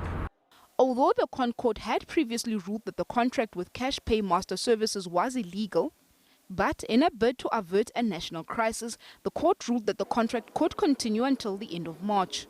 It also mandated an inquiry to determine if Social Development Minister Bathabile Dlamini should be held personally liable for the social grant crisis. Mahlako Komane, SABC News. Well, earlier, Social Development Department spokesperson Lumka Olifant responded to questions about the issue. When the department and SASSA filed their initial submission to the court, we asked for 24 months extension. But the court, in its wisdom, then gave us 12 months.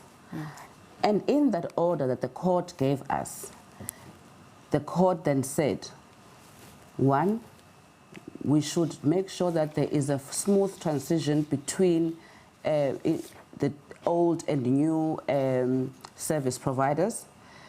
Secondly, it said that there should be an uninterrupted service. It further went on and said that should the department and SASSA see that there is a need to extend, to make sure that there is this smooth transition, it should then approach the court.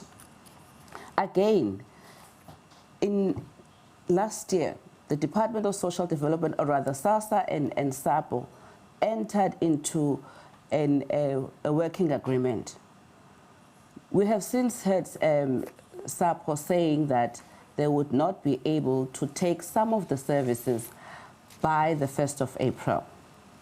Now, the department and SASSA, being the custodians of the SASSA Act, then needed to go and approach the court to tell the court that by the 1st we need a phase-in, phase-out transition so that we do not have an interrupted service.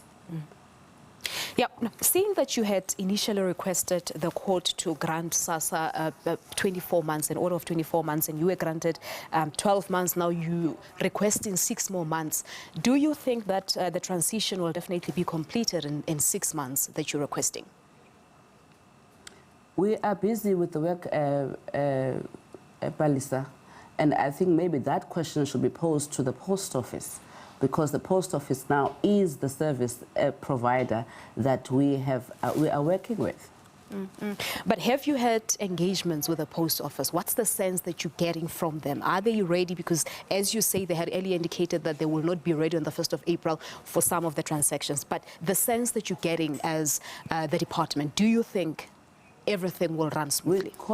We continue working with the post office and supporting them to make sure that there is a smooth transition. We have an obligation as the department and SASSA, and also actually CPS, because the court reminded CPS in its order that as a provider of services for the state, they are by virtue an extension of the state, and they also have an obligation to make sure that there is a smooth transition. All right, so what happens if the Constitutional Court refuses to grant this request? Do you have a plan B maybe? If you look in the court documents that we have sent to the court, you will see that there is a fallback position. Also like to say that let us also follow the story of SASSA and all the documents that we have been filing in court. It is very clear on what would happen should then the Constitutional Court say that they are not granting us the 6 months. All right. And we know that, Lumka, in January, SASSA had said that it had successfully paid a sample group of about 98 beneficiaries through its post-bank account in January. So how did that go? We have been saying that we are gradually trying to make sure that we have this transition. It went very well. We did a pilot on that, and people are getting paid with the sample that we had done in January. All right, but in terms of your beneficiaries, have you gone out to actually talk to them in large numbers? Because I remember in December, the department embarked on the journey to different provinces to talk to beneficiaries about the different payment options they have. What are you getting from the ground? The department and SASSA continues to speak to beneficiaries. We're always in communities at the department to tell beneficiaries what our services are. They know that they have a choice. They have a choice to get their money where they stay. They know they have a choice to get their money in their different banks if they choose to. And they know that there is this new vehicle that we are busy trying to sort out with the post office. And at the end of the day, the convenience to the beneficiary cannot be compromised. Back to one of our top stories of the day. The continued transition talks between President Jacob Zuma and ANC President Cyril Ramaphosa are underway. Our reporter Mbali Sipanyoni is in Soweto at one of the famous streets in the country, Vilakazi Street, to get a sense of what ordinary people think of the story. Very good morning to Mbali. Of course, we have been getting the sentiment that many South Africans seem to be confused, others seem to be excited as a way forward. Yes, that's right. We are coming at you live from Soweto, and we are specifically here in Orlando. And this is, of course, we're coming at you from Vilakazi Street, which is, of course, that bears a lot of history when it comes to South Africa's liberation struggle. We are also just quite opposite from the former President Nelson Mandela's home, which has now been turned into a museum. And just meters away from the specific home is also the home of Archbishop Emeritus Desmond Tutu. Now, as you've mentioned, we have been speaking to a number of local South Africans who reside in this specific area, and there is confusion when you speak to these local South Africans. They are confused about what is the future of South Africa. We did see much earlier on in the week the announcement coming from Parliament saying that they have already postponed the State of the Nation address, which was supposed to happen this week because of continued talks with President Jacob Zuma. Now joining me is a man who lives in this specific street, and his name is Aubrey. Aubrey, I know that we have spoken to you already just in regards to what is happening in the South African landscape. What do you get from it as a South African living in this area?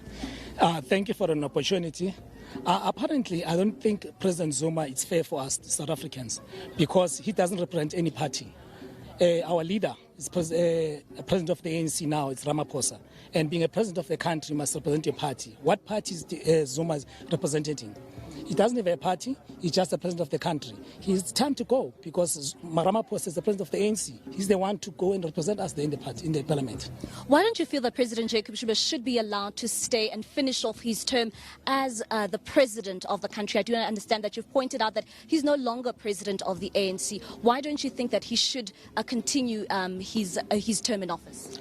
Apparently, I don't think it's fair for us South Africans because President Zuma it's got more scandals. The Guptas, the Nkandla, all those things. It is depriving our country.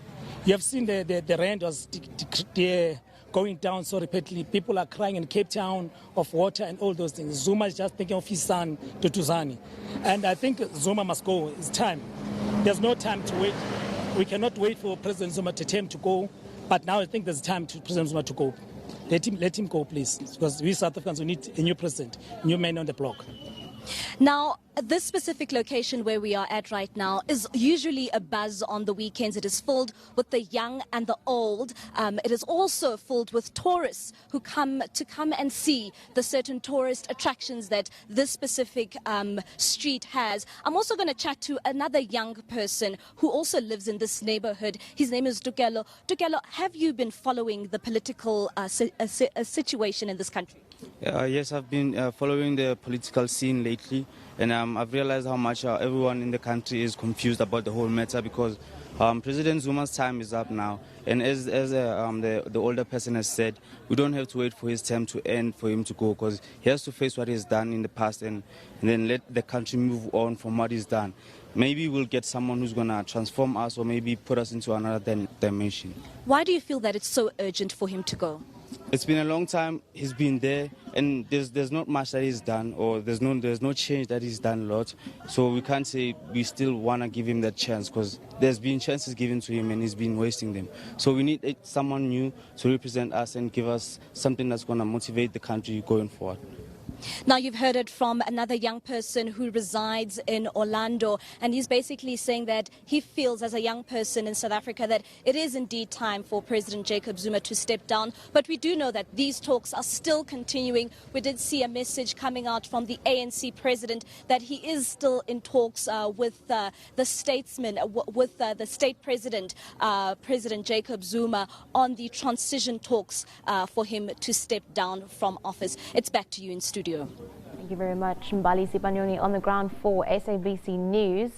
Let's have a look at our question of the day. We're asking you, what do you make of SASSA extending the cash paymaster services contract? And we also have a poll that we're running.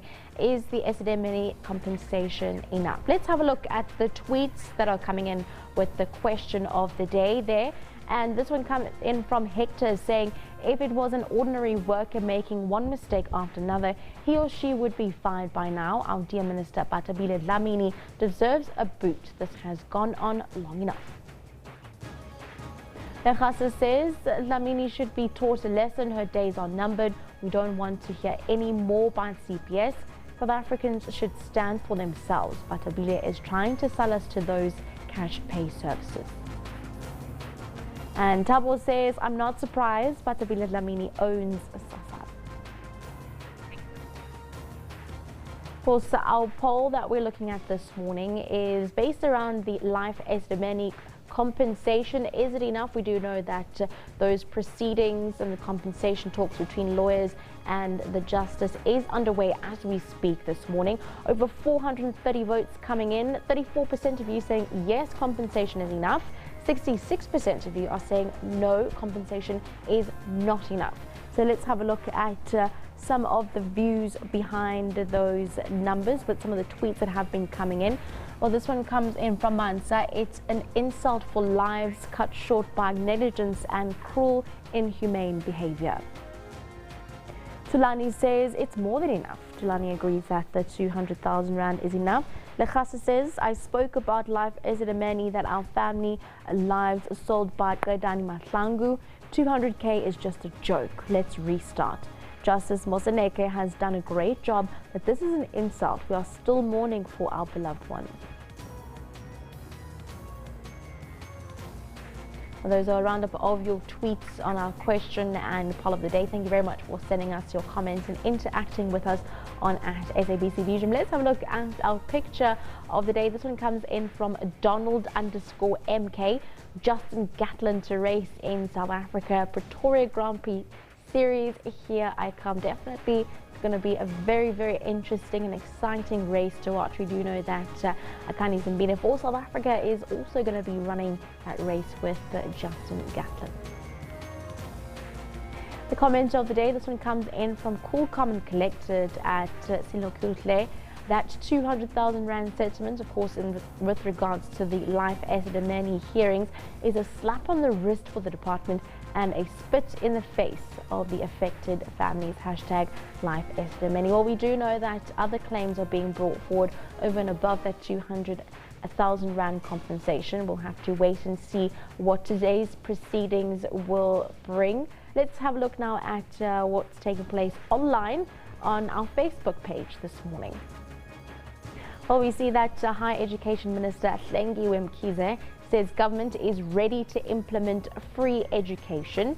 Yesterday, Mkhize visited the National Student Financial Aid Scheme, NSFAS, offices in Cape Town to assess its state of readiness. And then a veteran Hollywood executive who was Rose McGowan's manager when the actress was allegedly raped by Harvey Weinstein has committed suicide. Media reports cite her family said yesterday. And finally, a 36-year-old man is due to appear in the Howick Magistrates Court in KZN Midlands on charges of murder, rape and housebreaking this Friday morning. Simply search for SABC Newsroom on Facebook, follow us and interact with us. For now, though, it's a short break here on Newsroom. Do stay tuned for more updates and live stories and headlines when we come back.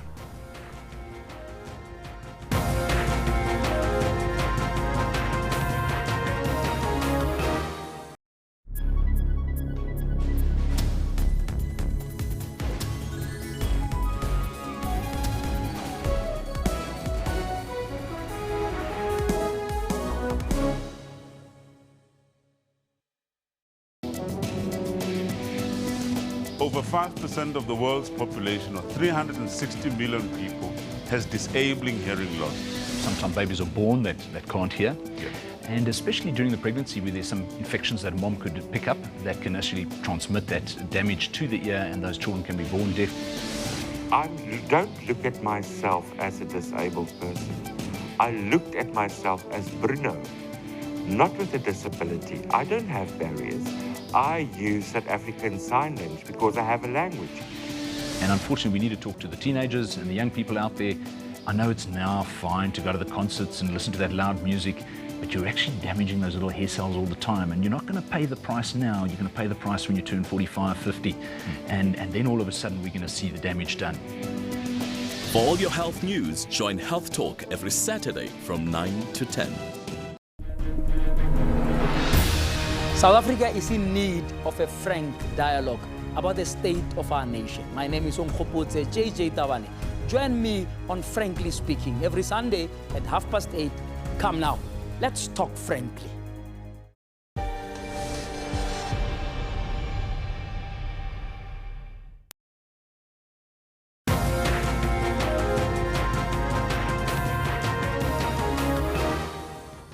The Cape Town Mayor Patricia de Lille files an urgent court application for a secret ballot on her motion of no confidence. Tensions continue to rise in Guinea as the country awaits the results of Sunday's local elections. Zimbabwean President Emerson Mnangagwa says he would welcome the United Nations and the European Union to observe the polls. The top story this half hour, the city of Johannesburg has received a string of complaints since the Metro bus service changed its driver's schedule. Well, commuters say that the changes have resulted in them either being late for work or getting home late due to a shortage of buses. In a clip that is doing the rounds on social media, a visibly frustrated woman can be heard saying she has been waiting for a bus for an hour and a half.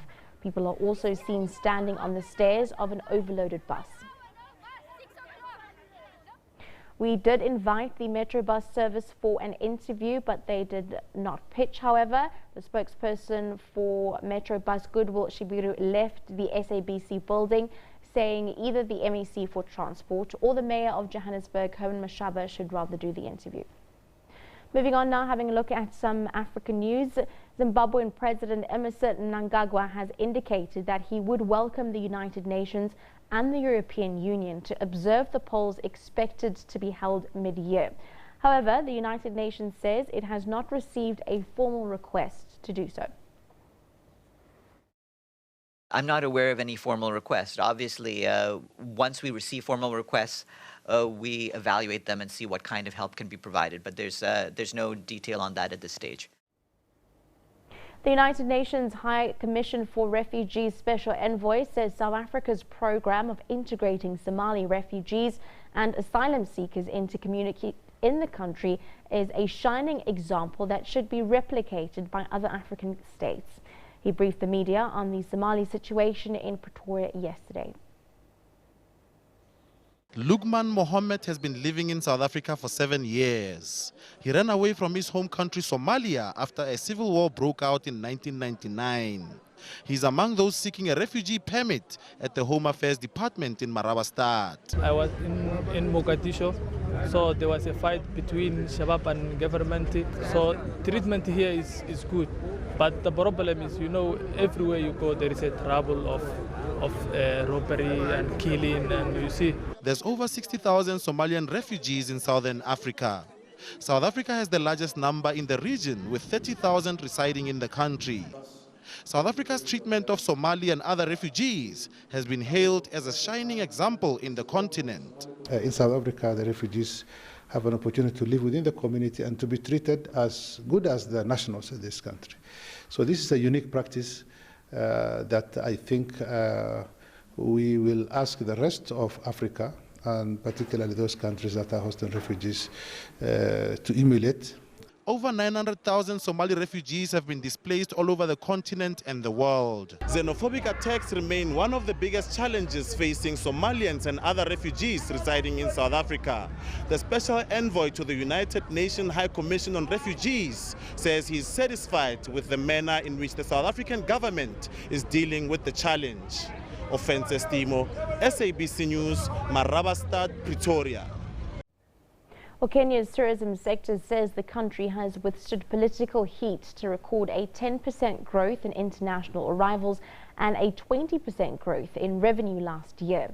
Well, Kenya's Tourism Cabinet Secretary Najib Malala projects a 16% growth in arrivals this year, predicting the best year yet for one of the East African nation's top revenue earners.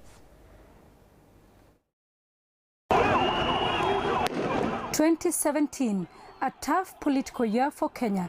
The first half of the year helped boost earnings and tourist arrivals. Our revenue receipts, we have increased by over 20%, and our figure today, as it stands of December 31st, is 119 billion Kenya shillings we have received.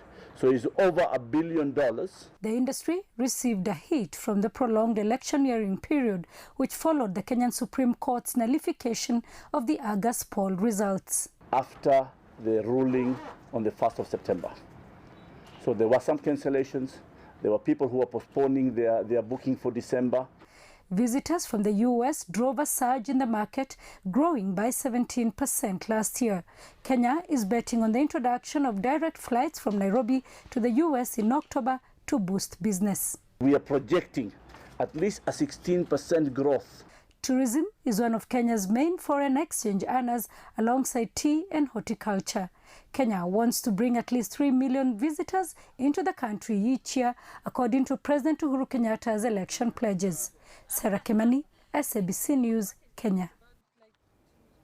The Egyptian army says it's launched a major operation in the Nile Delta and the northern Sinai Peninsula. Well, the army says police and troops have been put on maximum alert for the duration of the operation. The security forces have been increasingly targeted by jihadists since the army overthrew Islamist President Mohamed Morsi in 2013.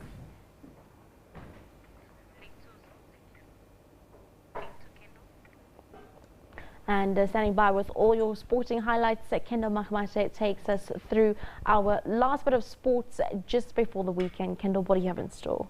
Oh, thank you very much. Quite a bit we've got to cover. And first things first, we want to talk a little bit about what's going on in the Nedbank Cup. And that's really where we're going to start with our bulletin for this particular hour. Good morning to you. I'm Kendall Makhamate. Now, with his team struggling in the Upset Premiership, SuperSports United coach Eric Tinkler says his side will not prioritise the Nedbank Cup. They're defending champions, but Tinkler would rather sacrifice the title to ensure that they've got a decent finish on the Premiership log.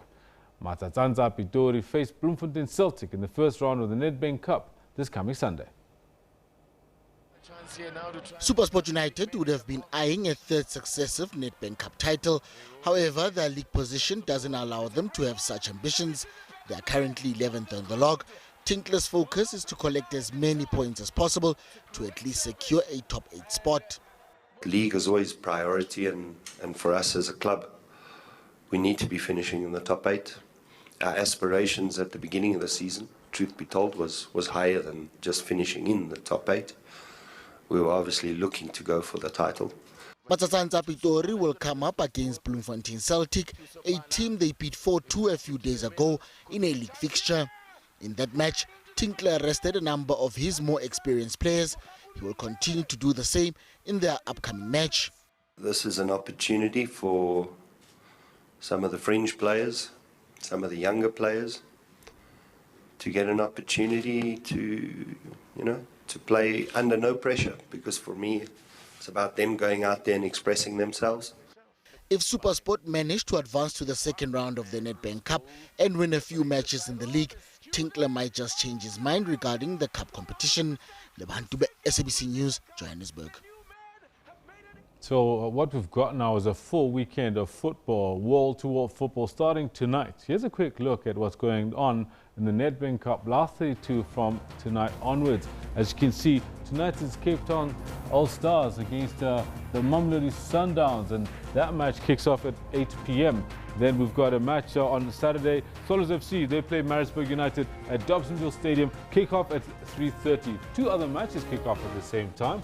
Parow Park in Kabokweni. Start off with the Parow Park match with Steenberg United against Orbit College and Piva Young Stars against Chipa United at Kabokweni Stadium. Ajax Cape Town against Orlando Pirates. That's a big matchup, that one, to see whether Orlando Pirates can carry on their recovery of late. At 8:15 kickoff, Gobo Park also kicking off at 8:15. Free State Stars against Super Eagles. Then on Sunday, on the 11th of February, we've got Kaizer Chiefs against Golden Arrows. Golden Arrows have been having a tough time of it, and if you remember that they got knocked out in the semi-finals last time around, they'll be looking to see if they can do a little better this year. Kaizer Chiefs will also be looking to see if they can carry on their good form. Mariveni United against ECBs, and Bloem Celtic, they host SuperSport United at the Dr. Milimela, and Happy Wanderers bring up the last match for the day on Sunday against Royal Eagles, also kicking off at 3:30 p.m.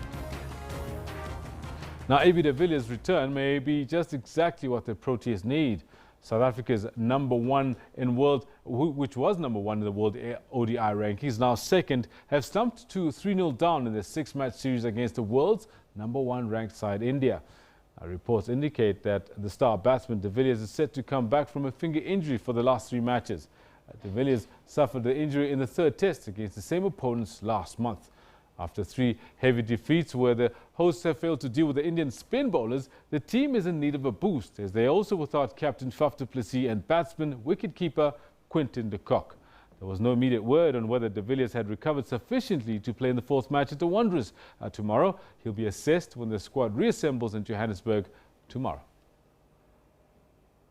And of course, we want to bring you in on this particular topic. What do you think? When AB gets back and gets to play and the Proteas in the pink ODI, will they be able to turn their fortunes around? Is he going to be that talisman that the Proteas need to get the Proteas to turn their fortunes around against India?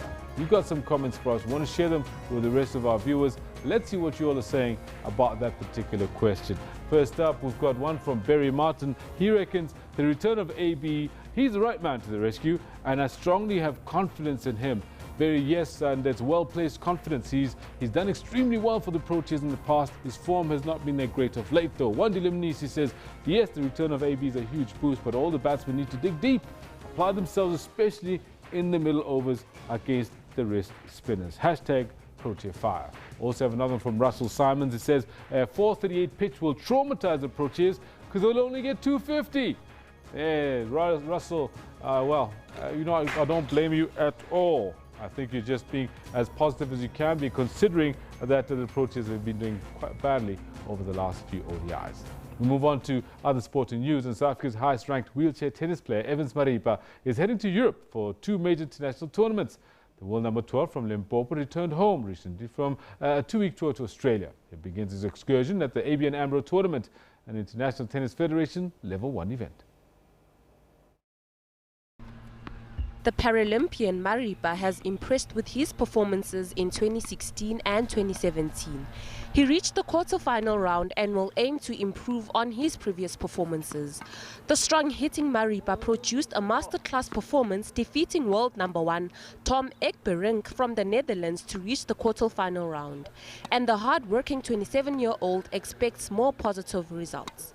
I'm not focusing on winning and losing. I'm focusing on what I, believe that I've been working on, and it's gonna, provide some good results for me. Maripa lost to Stefan Olsen from Netherlands in the quarter-final and hopes to reach the semi-final stages this year. Coach Holger Losch believes Maripa is mentally stronger and ready for the best in the world. Yes, Evans is really committed in this training block. He's put on some amazing work, also just on the mental side. So we're feeling very confident for him to do really well and live up to his potential. It's like my biggest challenge, and of course, going there for me, it's more of trying to more of proving myself that I can compete with the guys and I can do better. Because what I've realized with tennis is that to beat the best, you have to compete with the best. So it's really good for me in terms of building up my game. Maripa will be participating in the event for the 3rd successive year. The tournament starts on the 13th of February in Rotterdam in the Netherlands. Prudence Makubalo, SABC News, Johannesburg. Well, Serena Williams returns to tennis after a year-long absence on Saturday, with all eyes on the former world number one, where she sets out on her quest to reclaim a position at the pinnacle of her sport. The 36-year-old superstar has not played a competitive match since winning the last of her 23 Grand Slam titles at the Australian Open last year, where she was in the early stages of pregnancy. Since giving birth to a daughter, Alexis Olympia, in September, Williams has played only once in an exhibition match in Abu Dhabi in December, where she lost to French Open champion Jelena Ostapenko. Williams had initially targeted last month's Australian Open for a comeback, but abandoned that ambitious goal after declaring she was not where I personally want to be. Instead, she will get her first taste of competitive tennis when the United States kick off the defense of their Fed Cup crown against the Netherlands at Asheville in North Carolina. Williams heads a powerful U.S. team that includes her elder sister and 8th-ranked Venus, world number 17 Coco van der Weijg, as well as world number 62 Lauren Davis. The tie opens with 2 singles rubbers on Saturday, followed by reverse singles on Sunday with doubles as a 5th rubber if required. Now, an amateur boxing club in Uitenhage in the Eastern Cape is providing solutions to the social ills in the KwaNobuhle township. The club has been producing top South African boxers since it was formed in 1988. Club officials have now embarked on an initiative to encourage more children in the townships to take up boxing in an attempt to get them off the streets. Siabulela Mpongoshi is a typical example of the club's success over the years in terms of nurturing and developing boxers from an early age. He's been included in the South African team that will participate at the Gold Coast Commonwealth Games in Australia in April. Siabulela Mbongoshi is a true inspiration to his peers. He trains under harsh conditions and has made it against the odds. This energetic boxer is rated in the top 10 on the African continent in his mini flyweight division. He has shown character ever since he started with boxing 14 years ago. This 23-year-old boxer has already qualified for the Zone 4 Championships to be staged in Mozambique in 2 weeks' time. And he says he wants to use the opportunity during the Commonwealth Games to showcase his talent to the rest of the world. This is the opportunity I cannot afford to miss. I am going all out to make my country proud. I am confident that I will reach the finals and win gold medal. Bongiwe Xolani is another formidable boxer. This 3-time South African champion clinched a silver medal during the Zone 4 African Championships last year. She says she wants to improve her technique and style for this year's edition of the Zone 4 African Championship. Last year, I lost in the finals, but history will not repeat itself. I'm going all out to win, and I want to make my country proud. The club has already produced boxing legends such as Nene brothers Vuyani and Tutuzili in the early 90s. The club boasts with more than 50 competitive amateur boxers. Last year we drafted our 4-year plan, which was Vision 2020. How do we make sure that we have boxers coming from this club to the Olympic Games? So we are doing everything according to that plan. Although we are having these challenges, but we are pushing.